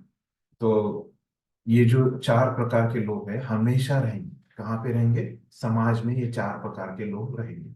उनको ये जो पद्धति है उसको वर्णाश्रम बोले। तो अभी ये बहुत सारे समाज सुधारक क्या बोलते हैं कि ये जो वैदिक शिक्षा प्रणाली है, वैदिक जो संस्कृति है ना, शिक्षा प्रणाली नहीं, ये वैदिक जो सामाजिक संरचना है उसमें क्या किया जाता है, कुछ लोगों को क्षुद्र बनाया जाता है, उनको पढ़ाया नहीं जाता, उनका शोषण किया जाता है ना? इस तरह से बोला जाता है। लेकिन देखिए, अभी आप लोगों ने सबने कॉलेज में पढ़ाई किया है ना? तो किसी का गवर्नमेंट कॉलेज रहेगा तो गवर्नमेंट कॉलेज में क्या करते हैं, आपके जो प्रोफेसर्स लोग हो, है ना, उनको मकान दिए जाते हैं रहने के लिए। नहीं तो सबके कॉलेज में आपके जो प्रोफेसर्स लोग हैं उनको क्या दिया जाता है, एक ऑफिस दिया जाता है ना। उनके इसमें तो जैसे मेन जो डायरेक्टर है ना, या तो उसका कैसे रहता है, उसका एक ही बड़ा ऐसे एक रूम रहता है ना। उसमें ऐसे उसका टेबल रहता है, चेयर रहता है, और उसके ऐसे सामने भी चेयर रहते हैं लोगों को बैठने के लिए। और उसकी चेयर ऐसे एकदम वो चक्के वाला चेयर रहता है, ऐसे घूमने वाला, है ना। और ऐसे पूरे डायरेक्टर का रहता है लेकिन उसके जो नीचे आप आएंगे प्रोफेसर या एचओडी पे आए, है ना, डायरेक्टर के बाद एचओडी लेवल पे आएंगे, तो उसका कैसे रहता है, उसका ऑफिस जरा कम, उसका जो स्टैंडर्ड है वो कम रहता है। वहां पे सिंपल चेयर रहती है, टेबल भी सिंपल चेयर रहता है, सिंपल रहता है। और वहां पे एसी रहता है, नहीं तो पंखा आ जाता है ना। तो पहले डायरेक्टर के इसमें एसी वाला उसका ऑफिस रहता है, फिर एचओडी के इसमें पंखे आ जाते हैं, है ना। फिर उसके प्रोफेसर को क्या रहते हैं, 4-5 प्रोफेसर को मिलके एक ऑफिस मिलता है, एचओडी को कैसे खुद का एक ऑफिस मिलता है। तो इस तरह से ये भौतिक जगत में आप क्या कर सकते हो उनको, ये आप भेदभाव जो है ना, ये बंद ही नहीं कर सकते, है ना।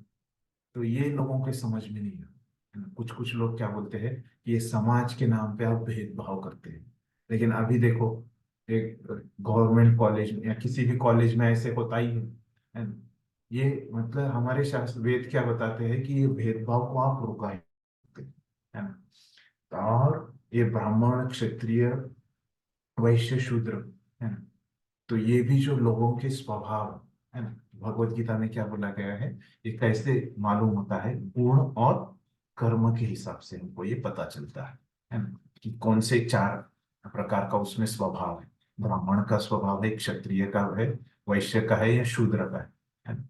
तो ये हमको कैसे पता चलता है कि जन्म से नहीं पता चलता, या अपने जाति से नहीं पता चलता, अपने माता पिता से नहीं पता चलता, ये कैसे पता चलता है, गुण और कर्म से। हाँ, वे अपने ये वैदिक जो अपना इतिहास है उसमें एक गलती जरूर हुई है, इन लोगों ने क्या किया है, इसका ये जो स्वभाव है इसको क्या बोला है कि ये ब्राह्मण का बेटा ब्राह्मण ऐसे कर दिया था बीच में, कुछ समय ऐसे हो रहा है, वो गलत है ना। लेकिन वेद वेद वैसे बताते नहीं, है ना। वो क्या किया, वहां के उस समय के जो नेता लोग थे, ब्राह्मण लोग थे, उनकी वो गलती है, वो हम जरूर उसको स्वीकार करेंगे। इस प्रकार से शोषण हुआ है ना, लेकिन उन्होंने वेदों का गलत अर्थ निकाला, इसकी वजह से उन्होंने शोषण किया है। लेकिन वेद वैसे नहीं बोलते, तो वे तो ये सिद्ध कर रहे प्रभुपाद। वो सिद्ध करने के लिए पहले उन्होंने क्या प्रूफ दिया, क्या है, सामाजिक स्तर का प्रूफ दिया, है ना, कि देखो समाज के बारे में वेदों में ऐसे कहा गया है ना, और वो कैसे वेदों की बात सच है ना, आपको अभी देखने को मिलती है, ये प्रभुपाद समझा। उसके लिए पहला उदाहरण उन्होंने दिया सामाजिक स्तर का। फिर दूसरा जो उदाहरण प्रभुपाद ने इस परिच्छेद में दिया, वो कौन सा दिया, एक शास्त्रज्ञ के, है ना, शास्त्रज्ञ इसके स्तर पे दिया, एक संस्कृति के स्तर। तो संस्कृति के स्तर पे क्या उदाहरण दिया प्रभुपाद ने यहाँ पे कि देखो, नहीं नहीं सॉरी, यहाँ पे जो उदाहरण दिया संस्कृति के स्तर का आगे आएगा, है। तो यहाँ पे जो उदाहरण दिया प्रभुपाद ने, है ना, कि क्या दिया, ये दूध का, सॉरी, इस इसका मैंने जो अभी पहले बताया था गोबर का, है ना। तो ये शास्त्रज्ञों का उदाहरण दिया, है ना, शास्त्रीय स्तर पे। तो क्या बोलते हैं ये गोबर के उदाहरण में प्रभुपाद, तो देखिए वेदों में कहा गया है कि जो विष्ठा है वो क्या है, रहती है, अगर जैसे हम सब इस्कॉन में हम क्या करते हैं कि अगर हम विष्ठा को स्पर्श करते हैं, है ना, जैसे हम 2 नंबर को जाते हैं, है ना, तो क्या करते हैं, हम नहाते हैं, है ना। क्यों हम ऐसे करते हैं, क्योंकि वेदों में बताया गया है कि किसी भी पशु के मल को आप, मल मल मतलब वही विष्ठा, है ना? किसी भी मल को अगर आप स्पर्श करते हो, है ना, तो आपको क्या करना चाहिए, नहाना चाहिए, है ना। ऐसे मल को छू लेते हो तो नहाना चाहिए। लेकिन वही गाय का जो मल है गोबर, है ना, उसको क्या माना गया है, पंचगव्य में से एक, पंचामृत में से एक उसको माना गया है, उसको बहुत शुद्ध माना गया है ना। और वो हमको भगवान की पूजा के लिए उसकी आवश्यकता होती है ना, खास करके ब्राह्मणों को। तो वही प्रभुपाद बोल रहे हैं कि ये वेदों में बात मानी गई है। इसको फिर शास्त्रीय शास्त्रज्ञ से वो बताते हैं कि कैसे एक डॉक्टर है ना, कलकत्ता का, उसने सिद्ध कर दिया है कि इसमें रोगाणु नाशक है। मतलब क्या है कि ये एंटीसेप्टिक है ना? तो जो रोगों के जो कीटाणु रहते हैं वो उससे मर जाते हैं। तो ये वेदों का अस्तित्व सिद्ध करने के लिए ऐसे दो प्रकार के उदाहरण यहाँ पे प्रभुपाद देते हैं।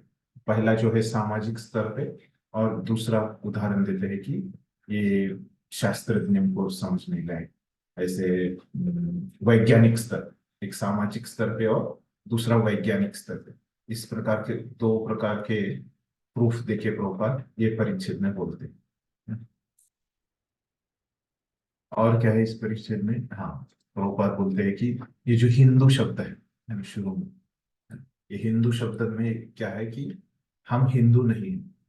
ये हिंदू शब्द भी कहाँ से आया है? प्रभुपाद बोलते हैं ये परदेशी शब्द है, तो ये वेदों का शब्द नहीं है, तो ये विदेशी शब्द है। इस तरह से हमारी पहचान क्या है? वर्णाश्रम, यहाँ पे ऐसे बताते हैं। अन्य प्रभुपाद के जो ग्रंथ है वहां पे प्रभुपाद क्या बोलते हैं? हम सनातनी हैं। हमारा जो ये क्या है कि हमारा सनातन ज्ञान है, इस प्रकार से भी प्रभुपाद मतलब। यहाँ पे प्रभुपाद ने क्या बोला है? वर्णाश्रम ही हमारी पहचान है, इस प्रकार से बोला। ठीक है, इस प्रकार से 5वां पैराग्राफ।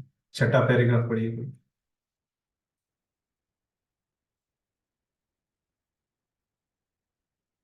हरे कृष्ण। भारत भारत में यदि कोई व्यक्ति किसी दूसरे व्यक्ति से कहता है तुम्हें यह करना चाहिए, तो दूसरा व्यक्ति यह कह सकता है तुम क्या कहना चाहते हो? क्या यह कोई वैदिक आदेश है जो मैं बिना तर्क के तुम्हारा कहना मान लूं? वैदिक आदेशों की व्याख्या नहीं की जा सकती, लेकिन अंततः यदि आप ध्यानपूर्वक अध्ययन करें कि ये आदेश क्यों है, तो आप पाएंगे कि ये सभी सही है। देखिए, अभी 6ठे पैराग्राफ में प्रभुपाद तीसरा उसके लिए प्रूफ दे रहे हैं, कैसे वेदों का जो ज्ञान है ना। तो पहला प्रूफ क्या दिया था? 5वें सामाजिक स्तर पे दिया था प्रभुपाद ने। दूसरा प्रूफ क्या दिया 5वें परिच्छेद में? कि इसमें शास्त्रीय स्तर है ना, शास्त्रज्ञों को समझने की, है ना, गोबर का उदाहरण दिया, है ना। अभी तीसरा प्रूफ दे रहे हैं प्रभुपाद ने, है ना। वो क्या दे रहे हैं? जो संस्कृति रहती है, संस्कृति के स्तर पे। तो संस्कृति मतलब क्या? कल्चर, है ना। तो प्रभुपाद बताते हैं कि भारत में ऐसे कल्चर था, है ना, कि जैसे गांव में दो लोग बात कर रहे, तो क्या बोलते हैं? एक व्यक्ति दूसरे को बोलता, एक व्यक्ति अगर बता रहे, है ना, कि मैं ऐसे वैसे कुछ, तो वहां पे विषय चल रहा है उनके बीच में, है ना। तो दूसरा व्यक्ति उसको क्या बोलता है? क्या तुम ये बता रहे हो ये वेदों में बताया गया है ना? या वेदों में ऐसे है क्या तुम जो बता रहे हो, है ना? तो इस तरह से ये ऐसे एक कल्चर था, संस्कृति थी, है ना। तो इस तरह से प्रभुपाद ये तीसरे उदाहरण से देते हैं, है ना। तो प्रभुपाद क्या बता रहे हैं यहाँ पे? ये संस्कृति में क्या था? वैदिक आदेशों की व्याख्या नहीं की जा सकती, है ना। तो ये वैदिक जो आदेश है ना, ये कोई मतलब बना नहीं सकता, है ना। ये वैदिक आदेशों को लेके दूसरा कोई कुछ बोल सकता है। इस तरह से एक संस्कृति थी, है ना, वेदों को स्वीकार करने की। तो वेदों को क्यों स्वीकार करना चाहिए? उसके लिए 3 प्रभुपाद ने कारण बताए। एक तो सामाजिक इसमें बताया स्तर पे, दूसरा बताया वैज्ञानिक स्तर पे, और तीसरा बताया ये संस्कृति के स्तर, है ना, कि हमको वेदों का क्यों स्वीकार करना चाहिए, कि मतलब क्यों वेदों में जो बात कही है वो हम कैसे देख सकते हैं, है ना, वेदों के ज्ञान की। तो ये 5वें और 6वें परिच्छेद की विषय है ना, दोनों को मिलके। यहाँ पे क्या बताया है कि वेदों का ज्ञान को हमने क्यों स्वीकार करना चाहिए, ये बताया। और प्रभुपाद ने क्या बताया कि ये 3 प्रकार से इनके कारण बताए कि वेदों को हमने क्यों स्वीकार करना चाहिए। तो अन्य जो प्रभुपाद के ग्रंथ है, उसमें प्रभुपाद एक और कारण देते हैं। उसमें वो जो यहाँ पे बताया मैंने गोबर का, है ना, ये वैज्ञानिक स्तर पे। तो प्रभुपाद बताते हैं कि गाय के दूध का भी महत्व बताते हैं प्रभुपाद। जैसे वेदों में कहा गया है कि गाय के 5 चीजें बहुत महत्वपूर्ण रहती है, जैसे गोमूत्र है ना, गाय का दूध है, गाय गाय का गोबर है, और क्या, गाय का घी है, और अ, दही है ना। तो ये पंचगव्य में लगता है ना? तो ये सब चीजों के अभी जो है, ये सब चीजों को शास्त्रज्ञ ने सिद्ध कर दिया है ना? कि कैसे गोमूत्र भी बहुत सारे डॉक्टर, आयुर्वेदिक डॉक्टर अभी दे रहे हैं, है ना? बहुत सारे अभी आयुर्वेदिक डॉक्टर ये दूध भी पीने को बोलते हैं, गाय का दूध, घी भी बोलते हैं। ये तो अभी हो रहा है, लेकिन प्रभुपाद अपने ग्रंथों में और एक जगह पे लिखते हैं कि कैसे गाय का दूध भी हमको लेना है ना? कि ये गाय का दूध लेने से क्या होते हैं, प्रभुपाद बोलते हैं कि हमारे जो आध्यात्मिक बुद्धि है ना, मतलब आध्यात्मिक बुद्धि मतलब आध्यात्म को समझने के लिए जो बुद्धि है ना, जो लगती है, प्राप्त होती है। वो बुद्धि की जो प्रभुपाद ब्रेन टिश्यू बोलते हैं, स्पिरिचुअल ब्रेन टिश्यू, वो जो उसकी पेशियां है ना, उसमें बहुत जल्दी बाढ़ हो जाती है, ऐसे प्रभुपाद लिखते हैं। और अभी शास्त्रों ने इस जगह भी सिद्ध कर दिया है ना, कैसे गाय के दूध का भी महत्व है। तो इस तरह से ये पांचवें और छठे परिच्छेद में हमको सीखने को मिलता है। ये कोई सातवां परिच्छेद पढ़िए।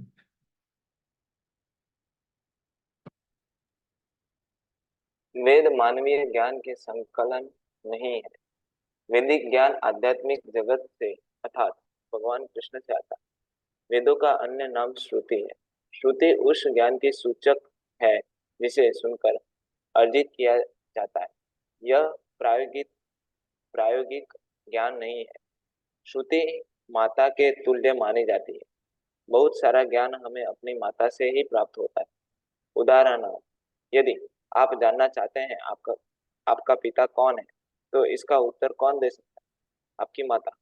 यदि माता कहती है ये रहे तुम्हारे पिता, तो तुम्हें स्वीकार करना पड़ता है। प्रयोग करके यह ज्ञात कर पाना कि वह आपको पता है कि नहीं संभव नहीं है। उसी तरह यदि आप अपने अनुभव से परे, अपने प्रायोगिक ज्ञान से परे, अपने इंद्रियों के कार्यों से परे कुछ जानना चाहते हैं, तो आपको वेदों को स्वीकार करना होगा। इसमें प्रयोग करने का प्रश्न ही नहीं उठता। इसका प्रयोग पहले ही हो चुका है, यह निश्चित हो चुका है। उदाहरण, माता के कथन को सत्य मानना होता है। इसके लिए कोई अन्य उपाय नहीं है। देखिए, अभी कुछ भी ज्ञान प्राप्त करना है, तो वो किस प्रकार से हम प्राप्त कर सकते हैं, है ना? एक तो है कि हमको जो दिखता है ना, जो प्रत्यक्ष रूप से हमको दिख रहा है ना, उसको क्या बोलते हैं हम? प्रत्यक्ष रूप से हम ज्ञान प्राप्त कर रहे हैं। और दूसरा क्या है कि हम क्या है कि तर्क लगा के, वो कुछ ज्ञान को तर्क लगा के उसमें अनुमान बोलते हैं, है ना? अनुमान की पद्धति से भी हम ज्ञान को प्राप्त कर सकते हैं। और तीसरी जो है कि हम जिसको श्रवण बोलते हैं, है ना? किसी व्यक्ति से हम सुन के भी ज्ञान प्राप्त कर सकते हैं। तो इसके लिए उदाहरण क्या है ना? कि समझो मेरे सामने एक पहाड़ है ना, तो वहां पे मुझे दिख रहा है कि वहां पे आग लगी है, मुझे आग दिख रही है ना? तो क्या बोलूंगा मैं? वहां पे आग लगी है, तो ये क्या हो गया? प्रत्यक्ष प्रमाण हो गया, है ना? और फिर अभी एक थोड़ा सा दूर है पहाड़, है ना? वो पहाड़ पे मुझे आग लगी हुई नहीं दिख रही है, लेकिन क्या दिख रहा है वहां पे? आग से धुआं, धुआं दिख रहा है वहां पे ऊपर, है ना? हवा में धुआं दिख रहा है, क्योंकि वो पहाड़ दूर है मेरे से, है ना? तो मैं क्या वहां पे अनुमान लगा सकता हूँ कि मेरे को धुआं दिख रहा है, मतलब वहां पे क्या है? आग लगी हुई है, वो दूर वाले पहाड़, है ना? और एक तीसरा पद्धति क्या है? एक अनुमान प्रमाण है। सॉरी, तीसरा जो है शब्द प्रमाण, है ना? मतलब क्या है कि वहां से कोई व्यक्ति आ गया वो पहाड़ में से, है ना, और मेरे को बताया कि वहां पे आग लगी है इस जगह पे, है ना? तो ये क्या हो गया? शब्द प्रमाण, है ना? तो ऐसे ये तीन पद्धति से हमको ज्ञान की प्राप्ति होती है। तो प्रभुपाद अभी ये तात्पर्य में क्या बोल रहे हैं उसके बारे में कि देखिए, ये वेद जो है वो किसी व्यक्ति ने नहीं बनाए, है ना? तो वेद कहाँ से आए हैं? मतलब ये व्यक्ति ने, एक व्यक्ति इस तीन पद्धति से ज्ञान प्राप्त किया जा कर सकता है ना, ये इस प्रत्यक्ष, अनुमान और शब्द प्रमाण से वो प्राप्त कर सकता है। लेकिन ये वेद किस में आते हैं? ये किसी व्यक्ति ने अनुमान या प्रत्यक्ष से नहीं बनाए हैं। तो ये कहाँ से आए हैं? ये वैदिक ज्ञान है, आध्यात्मिक जगत से, भगवान कृष्ण से आए हैं, है ना। तो क्या है, ये शब्द प्रमाण है ना, शब्दों के रूप में आए हैं, है ना। और ये वेदों को अन्य क्या बोला है कि कृष्ण से, भगवान से आया है, इसलिए हमने चर्चा की थी, श्रुति बोला गया है। तो हमने विस्तार से चर्चा की थी कि क्या श्रुति है, जो भगवान बोलते हैं वो श्रुति है। जो सुनकर अर्जित, देखिए प्रभुपाद ने इसकी व्याख्या श्रुति की यहाँ पे दी, जो सुनकर अर्जित किया जा सकता है उसको श्रुति बोलते हैं, मैंने बताया था आपको। तो ये प्रायोगिक ज्ञान नहीं है। तो ये जो ज्ञान है वो कहीं प्रयोग मतलब अनुमान से बनाए हुआ ज्ञान नहीं है। तो अभी देखिए कि ये कैसे शब्द प्रमाण और अनुमान प्रमाण है, सॉरी, प्रत्यक्ष प्रमाण और अनुमान प्रमाण, इनसे ऊपर वाला स्तर होता है शब्द प्रमाण, है ना। तो क्यों ऐसे होता है? तो देखिए, पहले मैंने जो आपको उदाहरण दिया था कि मैंने एक पहाड़ देखा, है ना, और वहां पे आग आग लगी है ना। तो क्या हो सकता है, मेरी देखने में गलती हो सकती है क्योंकि दूर है ना वो, है ना। मेरे को कुछ वहां पे हो रहा हो, वो आग जैसा ही, वो कुछ वहां पे पेंटिंग लगाया होगा, है ना, आग का कुछ पेंटिंग लगाया होगा वो पहाड़ पे बड़ा सा, लेकिन वो मेरे को क्या लग रहा है, आग लगी है ना। दूर से ऐसे लगता है ना, क्योंकि मेरी इंद्रिय अपूर्ण है, मेरे में चार दोष है ना, इसलिए कभी हम ये प्रत्यक्ष प्रमाण में धोखा खा सकते हैं। फिर ये अनुमान प्रमाण में क्या होता है कि मैं अनुमान, वो धुआं है ना, और वहां पे मेरे को धुआं दिखा तो मैं क्या लगाया, सोचा उधर की अग्नि आ गया, लेकिन अनेक कारणों से भी धुआं लग सकते, धुआं आ सकता है ना, कि जैसे पहले आग लग के चली गई, किसी ने थोड़ा सा आग लगाया, उसके ऊपर पानी छिड़का तो भी धुआं आ सकता है, अनेक अनेक। तो इस, लेकिन आग वहां पे है या नहीं, है ना, ऐसे नहीं मैं बता सकता धुआं देख के। तो फिर तीसरा जो है कि कोई मेरे को बताया कि वहां पे, वहां से वो आया और वो बताया कि वो वहां पे आग लगी है ना, तो उसमें कुछ फिर गलती नहीं हो सकती। तो इसीलिए क्या बोलते हैं कि ये जो शब्द प्रमाण है, ये अनुमान प्रमाण और प्रत्यक्ष प्रमाण से ऊपर वाला है ना। तो वही प्रभुपाद ने यहाँ भी इस पैराग्राफ में बताया कि कैसे ये शब्द प्रमाण, ये वेद जो है ये शब्द प्रमाण में आते हैं, है ना। इस प्रकार से प्रभुपाद बता रहे हैं अप्रत्यक्ष रूप में। फिर आगे वाले परिच्छेद में प्रभुपाद क्या बता रहे हैं, उदाहरण देखिए, है ना। तो अभी देखिए, मतलब आपको अगर कुछ मालूम करना है ना, आपको कुछ ज्ञान पता करना है ना, तो क्या उदाहरण दे रहे हैं प्रभुपाद? समझो आपको पता करना है कि आपके पिता कौन है ना, ये आपको पता करना है ना। तो क्या है कि आपने माता ने आपको बताया कि आपके पिता कौन है, तो ये क्या हो गया, शब्द प्रमाण। आपकी माता ही आपको बता सकती है कि आपके पिता कौन है ना। और फिर क्या है कि आपको प्रयोग करना पड़ेगा, है ना, कि कितने, ये जो डीएनए, आरएनए, है ना, इसका आपको टेस्ट करके, प्रयोग करके आप पता कर सकते हैं कि आपके पिता कौन है ना। ये भी संभव है ना। इसके लिए क्या करना पड़ेगा, आपको बहुत सारे पुरुषों का करना पड़ेगा, डीएनए, आरएनए, है ना। इसमें बहुत सारे समय जाएगा। तो इस तरह का शब्द प्रमाण का और एक फायदा क्या है कि उसमें से ना ही सही ज्ञान हमको मिलता है, लेकिन हमारा समय भी बहुत बचता है ना। इसी से सुन के हमको स्वीकार करने में बहुत वो क्या हो जाता है, साधारण, एक सिंपल प्रोसेस हो जाती है ना, साधारण प्रक्रिया भी होती है, उसमें हमारा समय भी बचता है, हमारी शक्ति भी बचती है, और हमको क्या है, उसका फायदा क्या है, कि सही ज्ञान भी हमको मिलता है ना? तो ये सब क्या है कि शब्द प्रमाण के इतने फायदे हैं। तो उसमें से यहाँ पे प्रभुपाद ने कौन सा फायदा बोला कि हमारा बहुत समय बचेगा, और वो निश्चित हमको सही ज्ञान मिल जाएगा, है ना, अगर हमने अपनी माता से सुनेंगे कि हमारे पिता कौन है ना? और कोई अन्य उपाय नहीं है। इस तरह से प्रभुपाद इस परिच्छेद में बोलते हैं।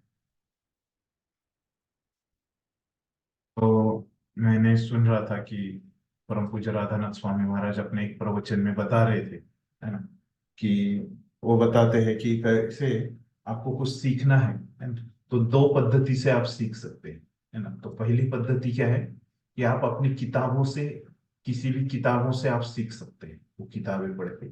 और दूसरी पद्धति क्या है कि आप एक किसी व्यक्ति से सुन सकते हैं, व्यक्ति से सुन के वो सीख सकते हैं। लेकिन अभी समझो आपको ऐसे इतना पुराना इतिहास पता करना है ना, कि कैसे ये पृथ्वी की उत्पत्ति कैसे हो गई, है ना, कि ये पृथ्वी कैसे आ गई, है ना। तो आपको क्या करना पड़ेगा, वेदों पे ही निर्भर करना पड़ेगा, है ना। ये वैदिक जो वाङ्मय है उसको ही, क्योंकि उस समय का व्यक्ति आपको मिलना मुश्किल है, और उस समय की आपको किताबें ग्रंथ मिल सकते हैं, है ना। तो इसीलिए जैसे हमको देखना है कि सृष्टि की उत्पत्ति कैसे हो गई, है ना, ऐसे विविध प्रश्नों के लिए हमको क्या करना पड़ेगा, वेदों का ही आश्रय लेना पड़ेगा। तो ये 7वें पैराग्राफ में मोटा मोटी क्या किया प्रभुपाद ने, तो वेद कैसे श्रुति है ना, ये बताया शुरुआत में।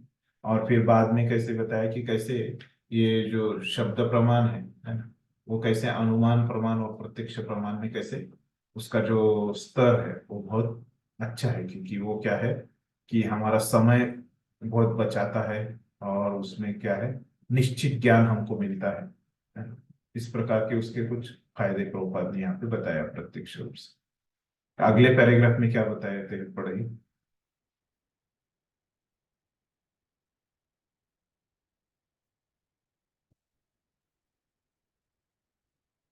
वेदों को माता माना जाता है और ब्रह्मा जी पितामह कहलाते हैं, क्योंकि सर्वप्रथम उन्हें उन्हें ही वैदिक ज्ञान की शिक्षा दी गई थी। प्रारंभ में प्रथम जीव ब्रह्मा जी ही थे। उन्होंने यह वैदिक ज्ञान प्राप्त किया और इसे नारद तथा अन्य शिष्यों और पुत्रों को प्रदान किया। इन्होंने इसे अपने अपने शिष्यों में वितरित किया। इस प्रकार वैदिक ज्ञान गुरु शिष्य परंपरा द्वारा आगे चलता आता है। भगवद गीता में भी इसकी पुष्टि की गई है कि वैदिक ज्ञान इसी विधि से समझा जाता है। यदि आप प्रयोगात्मक प्रयास करें तो भी आप इसी निष्कर्ष पर पहुंचेंगे, लेकिन समय की बचत करने की दृष्टि से आपको इसे स्वीकार कर लेना चाहिए। यदि आप यह जानना चाहते हैं कि आपके पिता कौन है, और यदि आप अपनी माता को प्रमाण स्वरूप मान लेते हैं, तो वे जो कुछ कहती है उसे आप बिना किसी तर्क से स्वीकार कर सकते हैं। साक्ष्य प्रमाण के 3 प्रकार हैं: प्रत्यक्ष, अनुमान तथा शब्द। प्रत्यक्ष का अर्थ है सीधा प्रमाण। प्रत्यक्ष प्रमाण अत्युत्तम नहीं होता, क्योंकि हमारी इंद्रियां पूर्ण नहीं है। हम नित्य ही सूर्य को देखते हैं और हम यह एक छोटी सी थाली सा लगता है, किंतु यह अनेक लोगों की अपेक्षा कहीं अधिक विशाल है। तो ऐसे देखना किस काम का है? अतएव हमें पुस्तकें पढ़नी होती है।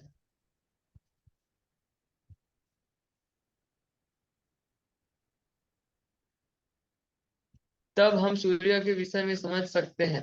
अतः प्रत्यक्ष अनुभव पूर्ण नहीं होता। तब आता है अनुमान, अनुमानित ज्ञान, जिसकी कल्पना है। यह ऐसा हो सकता है। उदाहरण, डार्विन का सिद्धांत बताता है कि यह ऐसा हो सकता है, यह वैसा हो सकता है, लेकिन यह कोई विज्ञान नहीं है।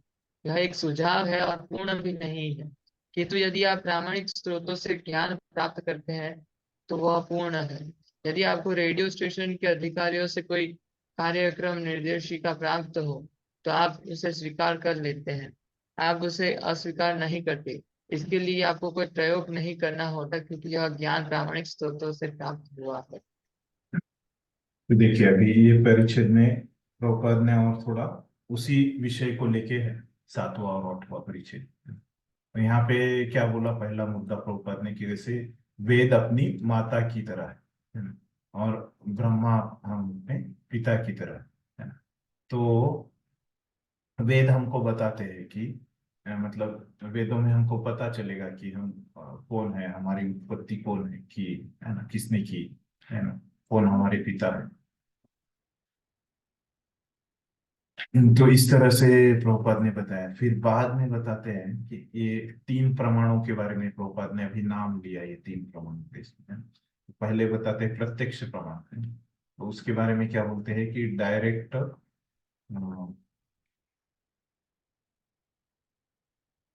प्रत्यक्ष को क्या बोलते हैं, सीधा प्रमाण। तो इस तरह से प्रभुपाद शब्द लिखते हैं, प्रत्यक्ष को सीधा प्रमाण। तो ये उतना अच्छा नहीं है बोलते हैं, है ना? क्यों अच्छा नहीं है, तो उसके लिए क्या उदाहरण देते हैं। वो बोलते हैं कि कैसे जो सूरज है ना, वो एक बहुत छोटी, क्या बोलते हैं, छोटी छोटी थाली के समान लगता है ना, इस तरह से बोलते हैं। एक छोटी थाली के जैसा लगता है सूरज, है ना, जहाँ यहाँ से अगर हम वैसे देखते हैं, लेकिन वो सही है क्या, नहीं।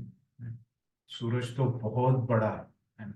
थाली की जैसा आकार है, लेकिन उसका जो साइज है वो थाली के जितना नहीं है ना? तो ये पूरा ज्ञान हमको नहीं मिलता, है ना? इस तरह से बोलते हैं प्रत्यक्ष, इसलिए वो अच्छा नहीं है।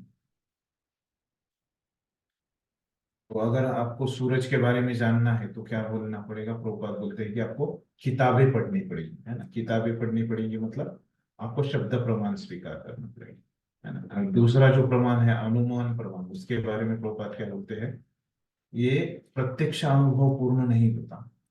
तो क्या होता है, अनुमान अनुमानित ज्ञान, तर्क वितर्क से ये ज्ञान है ना। तो डार्विन ने भी क्या बोला है, तो उसका उदाहरण देते हैं प्रभुपाद, डार्विन का सिद्धांत, है ना। तो डार्विन ने क्या तर्क वितर्क किया है, तो जब वहां पे डार्विन ने क्या किया, तर्क वितर्क, कि जब वहां पे पृथ्वी का उत्खनन हुआ, है ना, जो डार्विन का सिद्धांत है, तो बहुत सारे उसमें डार्विन को अवशेष मिले थे हड्डियों के, है ना। जैसे कुछ हड्डियों को बोलते हैं कि वहां पे टेल बोन होगा, है ना, वहां से लग, तो ये जो अवशेष मिले थे उनको, जो उन्होंने उत्खनन किया था वहां पे मोहनजोदड़ो वगैरह, जो वहाँ जगहों पे, तो उसमें क्या है, ये उत्खनन में उनको जो अवशेष मिले थे, वो सब अवशेष अगर वो ध्यान में लेते हैं डार्विन, है ना, तो क्या हो रहा था, वो कुछ निष्कर्ष पे ही नहीं आ पा रहा था डार्विन, है ना। तो वो डार्विन क्या लगता है कि कुछ अवशेषों को ले वो अम, क्या बोलता है, उसको उपेक्षित, निग्लेक्ट कर देता है ना, कुछ अवशेषों। तभी क्या करता है वो, कुछ एक निष्कर्ष पे आता है, कंक्लूजन पे आता है ना। कुछ अवशेषण की वो उपेक्षा कर देता है, तभी वो निष्कर्ष पे आ पाता है। तब उसी तरह, तो मतलब क्या किया यहाँ पे, डार्विन ने अनुमान लगाया, लेकिन उसका वो अनुमान क्या है, गलत है, क्योंकि आदमी तो वैसे आया नहीं, बंदरों से आया नहीं, तो ये उसका गलत है, क्या बोलते हैं, अनुमान है। वो प्रभुपाद बताते हैं, अनुमान से भी हमको ज्ञान नहीं मिलता। सही ज्ञान हमको कैसे मिलता है, जैसे हमको कोई बताता है, जैसे रेडियो स्टेशन कोई व्यक्ति बताता है ना? तो उस तरह से वो शब्द प्रमाण है ना? जैसे रेडियो में कोई व्यक्ति बताता है, तो इस तरह से प्रभुपाद बताते हैं कि ये 3 प्रमाण है ना, और उसमें से अच्छा जो है वो शब्द प्रमाण है।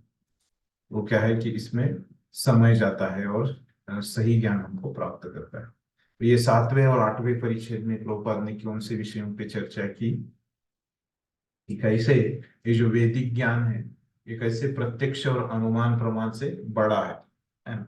ये और अगर ये, और ये कौन सा प्रमाण है, शब्द प्रमाण है, और ये शब्द प्रमाण हम स्वीकार करते हैं तो हमको क्या मिलता है, सही ज्ञान मिलता है, निश्चित ज्ञान मिलता है, और हमारा समय भी बच जाता है इस तरह से। तो इसीलिए हमको ये वेदों का ज्ञान स्वीकार करना चाहिए, ये इसमें सही है, और हमारा समय भी बच जाएगा, है ना।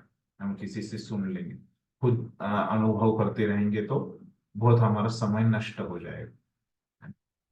तो एक जगह पे प्रभुपाद बोलते हैं कि ये शास्त्रज्ञ लोग अपने शोध को जारी रखेंगे, तो एक समय ऐसे आएगा कि ये शास्त्रज्ञ लोगों को पता चलेगा कि हमारा, हमको भगवान ने बनाया है ना, लेकिन उसके लिए बहुत टाइम लगेगा, उतना हमको रिसर्च के लिए टाइम देना पड़ेगा। कहीं तो प्रभुपाद ऐसे बोलते हैं केस में, है ना, लेकिन हमको उस उतना हम टाइम, उतना हम समय नहीं दे सकते।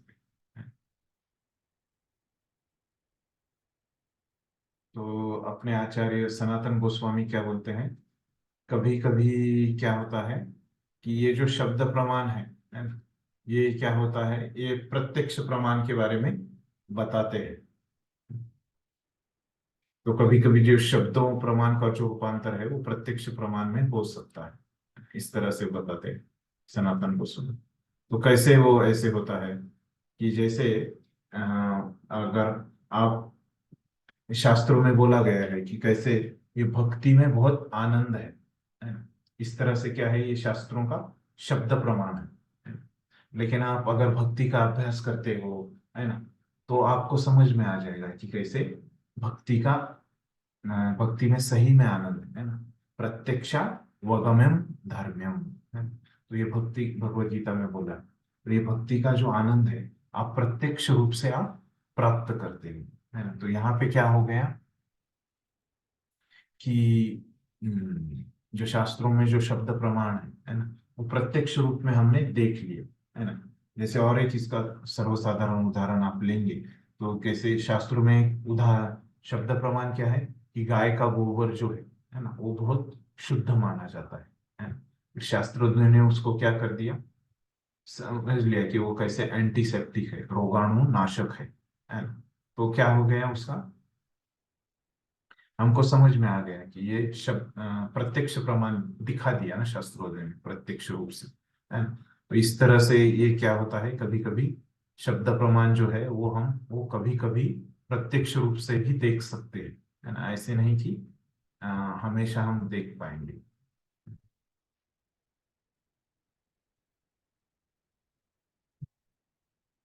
तो इस तरह से ये 7वें और 8वें परिच्छेद में हमको सीखने को मिल रहा है।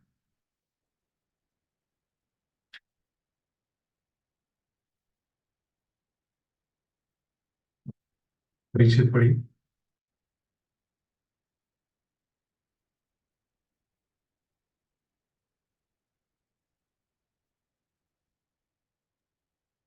वैदिक ज्ञान को शब्द प्रमाण कहा जाता है। इसका दूसरा नाम श्रुति है। श्रुति का अर्थ है कि इस ज्ञान को मात्र श्रवण विधि द्वारा प्राप्त करना होता है। वेदों का आदेश है कि दिव्य ज्ञान को समझने के लिए हमें अधिकारी प्रामाणिक व्यक्ति से सुनना होता है। दिव्य ज्ञान वह ज्ञान है जो इस ब्रह्मांड से परे है। इस ब्रह्मांड के भीतर तो भौतिक ज्ञान है और इसके परे दिव्य ज्ञान।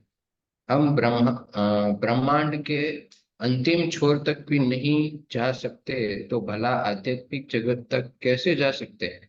इस तरह पूर्ण ज्ञान अर्जित कर पाना असंभव है। ये देखिए वैदिक ज्ञान के बारे में आगे बता रहे हैं लोग बाग, है ना।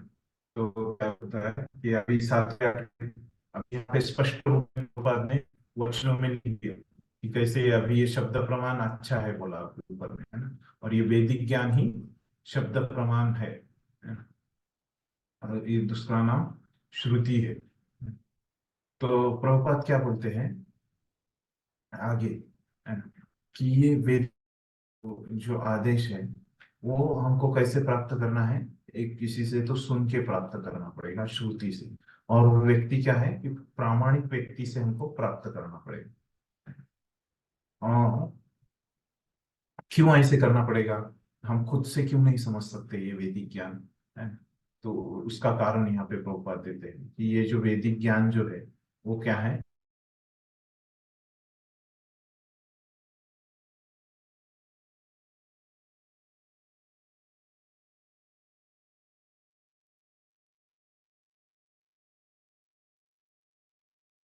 और चला गया। कहाँ तक सुना आपने फिर, ये वैदिक ज्ञान जो है वो इस दुनिया का नहीं है ना, यहाँ तक सुना। तो फिर उसमें प्रभुपाद बोलते हैं कि ये कैसे बोलते हैं कि ये वैदिक ज्ञान जो है शब्द प्रमाण है ना, पहले भी हमने इसकी चर्चा की थी। तो यहाँ पे वही प्रभुपाद बता रहे हैं।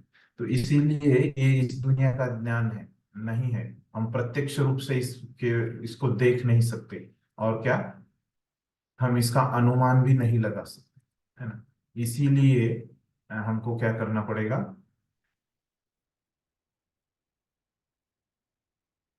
इसको स्वीकार करना पड़ेगा एक प्रामाणिक व्यक्ति से, जिसे सिंपल पैराग्राफ बताते हैं यहाँ पे कंपा, ये वाला पढ़िए।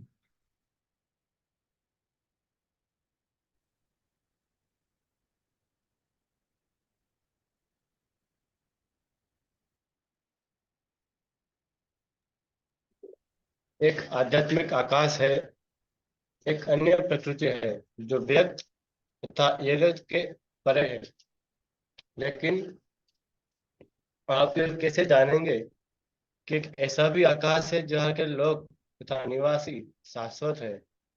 यह सारा ज्ञान उपलब्ध है, लेकिन आप प्रयोग कैसे करेंगे? यह संभव नहीं है। अतएव आपको वेदों की सहायता लेनी होगी। यह वैदिक ज्ञान कहलाता है। अपने कृष्ण भगवान नामक आंदोलन में हम ज्ञान को सर्वोच्च प्रमाण अर्थात कृष्ण से ग्रहण करते हैं। कृष्ण को सभी वर्ग के लोग सर्वोच्च प्रमाण के रूप में स्वीकार करते हैं। देखिए, अभी पहले प्रभुपाद ने यहाँ पे क्या अभी तक क्या सिद्ध किया कि शब्द प्रमाण कैसे सर्वोच्च प्रमाण है ना। तो अभी शब्द प्रमाण में क्या हो जाएगा, अलग अलग व्यक्तियों का अलग अलग शब्द प्रमाण आ जाएगा। जैसे मैंने कुछ प्रमाण दिया तो क्या हो गया, वो मेरा शब्द प्रमाण हो गया। आप लोगों ने कुछ प्रमाण दिया शब्द प्रमाण, है ना, वो आप लोगों का शब्द प्रमाण हो गया। लेकिन कृष्ण ये सब शब्द प्रमाणों में भी सबसे ऊपर कौन है? पहले हमने देखा कि 3 प्रमाणों में सबसे ऊपर कौन है, ये शब्द प्रमाण है। और फिर अभी शब्द प्रमाण के बीच में जा रहे हैं, है ना। तो अनेक अनेक जो शब्द प्रमाण है, जैसे प्रभुपाद ने पहले एक उदाहरण दिया था शब्द प्रमाण का। कौन सा उदाहरण दिया? जो रेडियो वाले लोगों का शब्द प्रमाण, है ना। तो ये सब शब्द प्रमाणों में से भी बढ़ के में कौन है उसमें? कृष्ण का शब्द प्रमाण है ना। और ये श्रुतियां, वेद कहाँ से आए? कृष्ण से आए। ये वेदों का शब्द प्रमाण है ना, मतलब वेद और कृष्ण क्या है, अभिन्न है ना। तो इनका जो शब्द प्रमाण है ना, वो क्या है, सर्वश्रेष्ठ है ना। इस प्रकार से ये पैराग्राफ में बताते हैं। तो किस प्रकार से बोलते थे प्रभुपाद कि एक आध्यात्मिक आकाश है, बोलते प्रभुपाद, है ना। ये अन्य प्रकृति है ना, जो जिसका पहले इसमें उल्लेख कर दिया। एक ब्रह्मांड है, इस ये ब्रह्मांड के बाहर है आध्यात्मिक आकाश, ऐसा बताया है ना। और फिर ये आध्यात्मिक आकाश क्या होता है, अव्यक्त है ना? वो व्यक्त के परे है। लेकिन आप यह कैसे जानेंगे कि ऐसा भी आकाश है ना? लेकिन आप लोगों को कैसे पता चलेगा? आप लोगों को पता चल लग सकता है कि वैसे आकाश है ही नहीं, है। तो ये सब जो ज्ञान है, आप यहाँ से नहीं पता कर सकते, है ना? खुद से पता करना संभव नहीं है। इसलिए आपको क्या करना पड़ेगा, वेदों की सहायता लेनी पड़ेगी, वेदों का शब्द प्रमाण लेना पड़ेगा, है ना? फिर वेदों के शब्द प्रमाण में भी क्या है कि वे कृष्ण का शब्द प्रमाण एक ही है। जो वेदों का प्रमाण है वही कृष्ण का प्रमाण सर्वोच्च है। ये पढ़िए 11वें पैराग्राफ में। मैं सर्वप्रथम दो प्रकार के अध्यात्मवादियों के विषय में बात करूंगा। अध्यात्मवादियों का एक वर्ग निर्विशेषवादी या मायावादी कहलाता है। ये सामान्यतया वेदांती कहलाते हैं, जिनमें शंकराचार्य प्रमुख है। दूसरे प्रकार के अध्यात्मवादी वैष्णव कहलाते हैं, यथा रामानुजाचार्य, मध्वाचार्य, विष्णु स्वामी। शंकर संप्रदाय तथा वैष्णव संप्रदाय दोनों ने ही कृष्ण को पूर्ण पुरुषोत्तम भगवान के रूप में स्वीकार किया।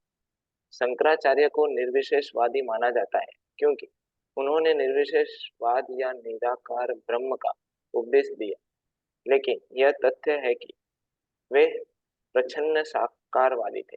उन्होंने भगवत गीता पर अपने भाष्य में लिखा है, पूर्ण पुरुषोत्तम भगवान नारायण इस दृश्य जगत से परे है, और आगे फिर उसकी पुष्टि करते हैं।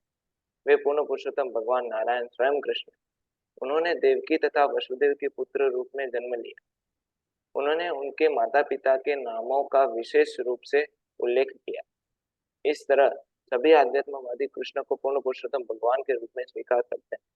इसके विषय में कोई संदेह नहीं। कृष्ण भावनामृत में हमारे ज्ञान का स्रोत प्रत्यक्ष भगवत गीता है, जो सीधे कृष्ण से आई है। हमने भगवत गीता यथारूप प्रकाशित की है, क्योंकि हमने कृष्ण जिस रूप में बोलते हैं उसी रूप में उन्हें बिना अपनी किसी व्याख्या के स्वीकार किया है। यदि वैदिक ज्ञान है, यही वैदिक ज्ञान, चूंकि वैदिक ज्ञान शुद्ध होता है अतएव हम उसे स्वीकार करते हैं।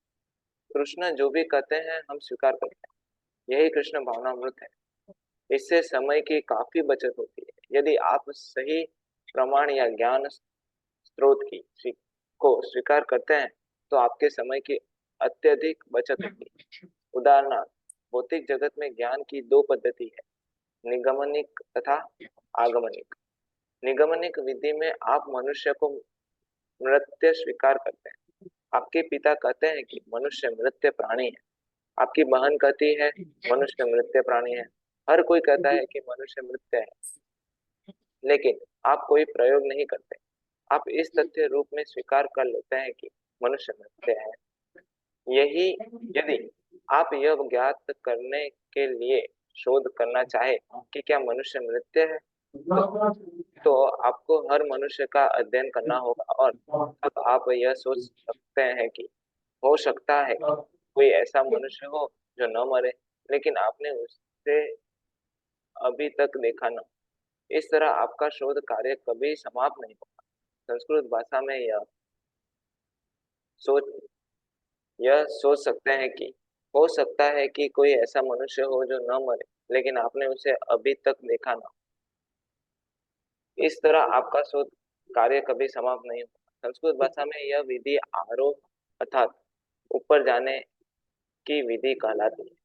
यदि आप अपने अपूर्ण इंद्रियों के द्वारा अपने किसी निजी प्रयास से ज्ञान प्राप्त करना चाहते हैं तो आप कभी भी सही निष्कर्ष तक नहीं पहुंचेंगे। ऐसा असंभव।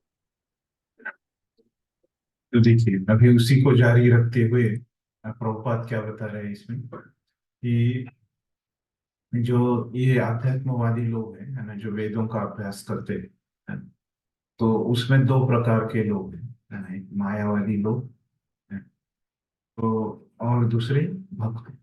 तो ये मायावादी लोग क्या करते हैं, मतलब साकारवादी लोग नहीं बोल रहे हैं, मायावादी और साकारवादी। तो उसमें प्रभुपाद क्या बता रहे हैं कि जो मायावादी लोगों का क्या कहना है, शंकर संप्रदाय में वो आते हैं, तो वो क्या है कि वो भी निराकार ब्रह्म है ना, इस प्रकार से वो लोग मानते हैं। लेकिन उनसे भी जो ऊपर वाला ज्ञान क्या है, जो वैष्णव लोग उनका ज्ञान है, वो बता रहे हैं, जो मानते हैं कि भगवान एक क्या है, देवकी के और वसुदेव के पुत्र है, ये उसके ऊपर का ज्ञान। अभी ये पैराग्राफ में प्रभुपाद ने क्या बताया कि कैसे ये जो बोल रहे थे कि किससे ज्ञान सुनने का, एक प्रामाणिक व्यक्ति से, है ना, तो किससे सुनने का, जो दो प्रकार के व्यक्ति है उसमें से ऊपर वाला कौन है, वैष्णव, है ना, वैष्णव से सुनने का। तो वैदिक ज्ञान शुद्ध होता है अतः वो उसे स्वीकार करते हैं। और जो कृष्ण जो बोलते हैं, है ना, वो स्वीकार करना, कृष्ण भावनामृत का ज्ञान, ये क्या है, शब्द प्रमाण में ऊपर वाला है, बराबर है? ये ज्ञान उसमें बोलते हैं। तो फिर बोलते हैं कि ये भौतिक जीवन में आते हैं प्रोपर, भौतिक जगत में आते हैं, और वहां पे बोलते हैं कि इसमें दोनों पद्धतियां हैं, निगमनिक और आगमनिक। तो मतलब क्या, निगमनिक विधि में आप मनुष्यों को मर्त स्वीकार करते हैं, आपके पिता कहते हैं, है ना?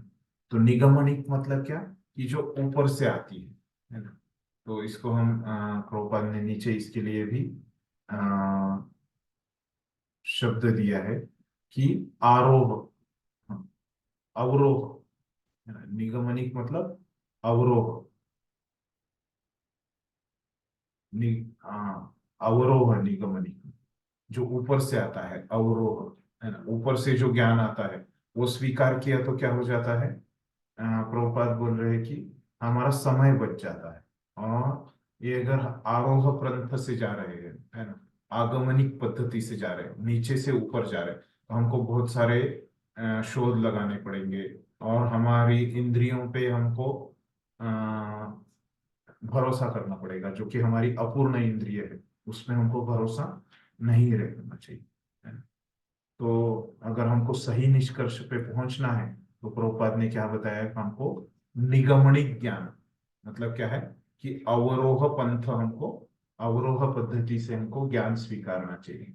और उसके ऊपर क्या बताया प्रभुपाद ने कि हम ये सब जो ज्ञान किससे सुनना चाहिए, जो व्यक्ति कृष्ण को पूर्ण पुरुषोत्तम भगवान जो वसुदेव और देवकी के पुत्र है ना, ऐसे मानते हैं, उनसे ही हमको सुनना चाहिए ये वैदिक ज्ञान। और किस पद्धति से सुनना चाहिए? अवरोह पद्धति से, जो कि निगमनिक पद्धति है ना, ऊपर से नीचे आती है। इस तरह से ये परिच्छेद में बताते हैं, 11वें परिच्छेद में लोग।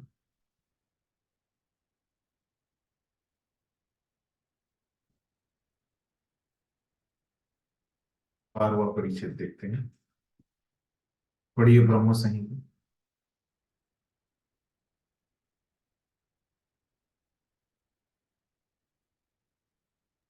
हरे कृष्ण। ब्रह्म संहिता में एक कथन है, आप ऐसे वायुयान पर सवार हो जाइए जो मन की गति से उड़ रहा हो। हमारे भौतिक वायुयान 2000 मील प्रति घंटे की गति से उड़ सकते हैं, लेकिन मन की क्या गति है? आप अपने घर में बैठे बैठे भारत के विषय में सोचे, जो जो मान लीजिए 10,000 मील दूर है, तो तुरंत ही यह मन आपके घर में पहुंच जाता है। आपका मन वहां पहुंच गया है।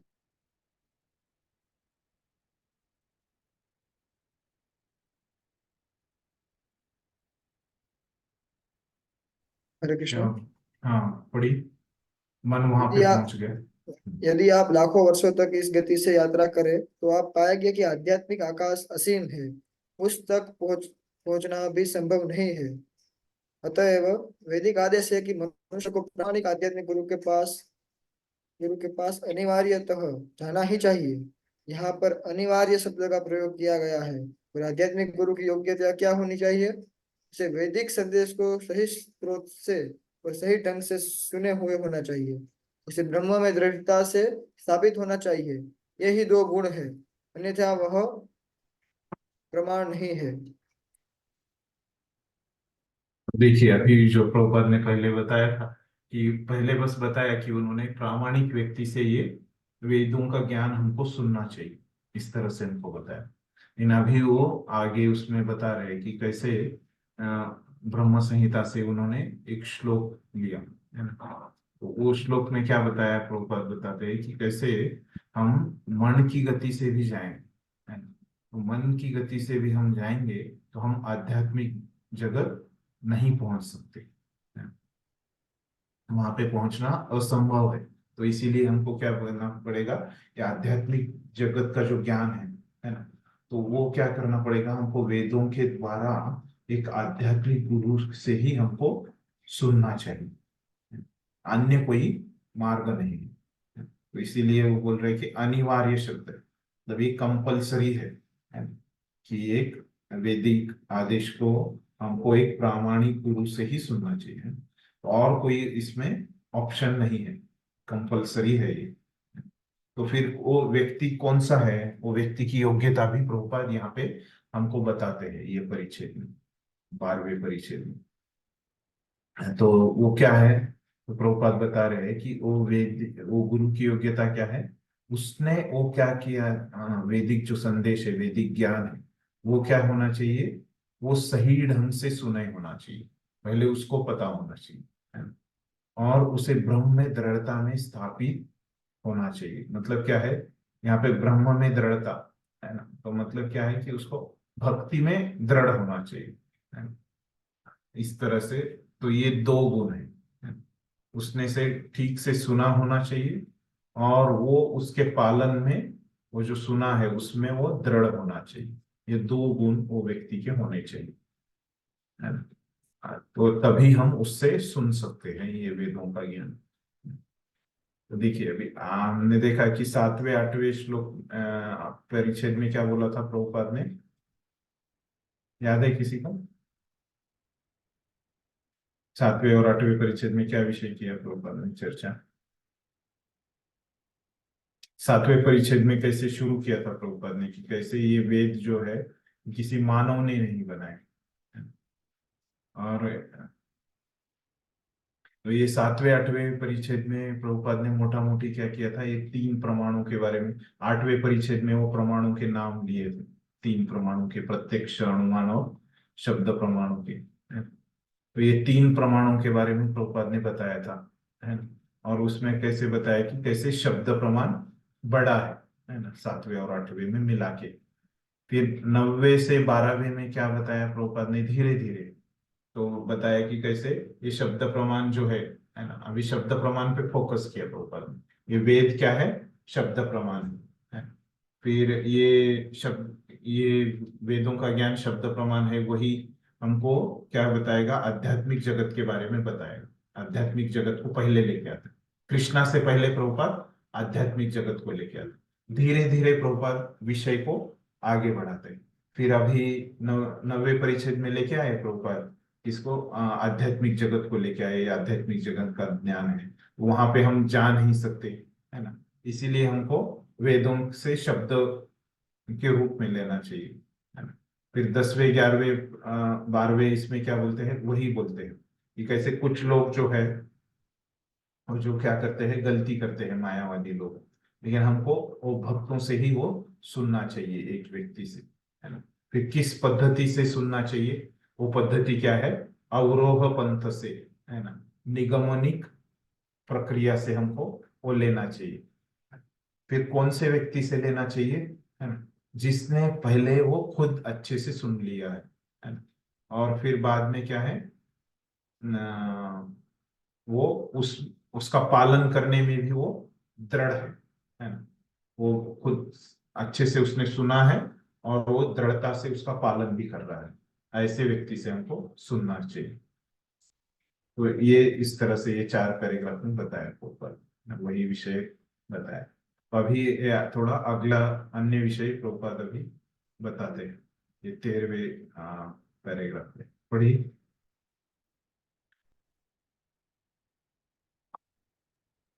यह कृष्ण परमामृत में वैदिक सिद्धांतों के द्वारा पूर्णतः प्रामाणिक है। भगवत गीता में कृष्ण कहते हैं, वैदिक शोध का वास्तविक उद्देश्य कृष्ण की खोज करना है। ब्रह्म संहिता में भी कहा गया है, कृष्ण अर्थात गोविंद के अनगिनत रूप हैं, लेकिन वे सब एक हैं। वे हमारे जैसे रूप नहीं है जो विनयशील है। उनका स्वरूप चित है। मेरे स्वरूप का आदि है, लेकिन उनके स्वरूप का कोई आदि नहीं है। वे अनंत हैं और उनका रूप अनेक अनेक रूप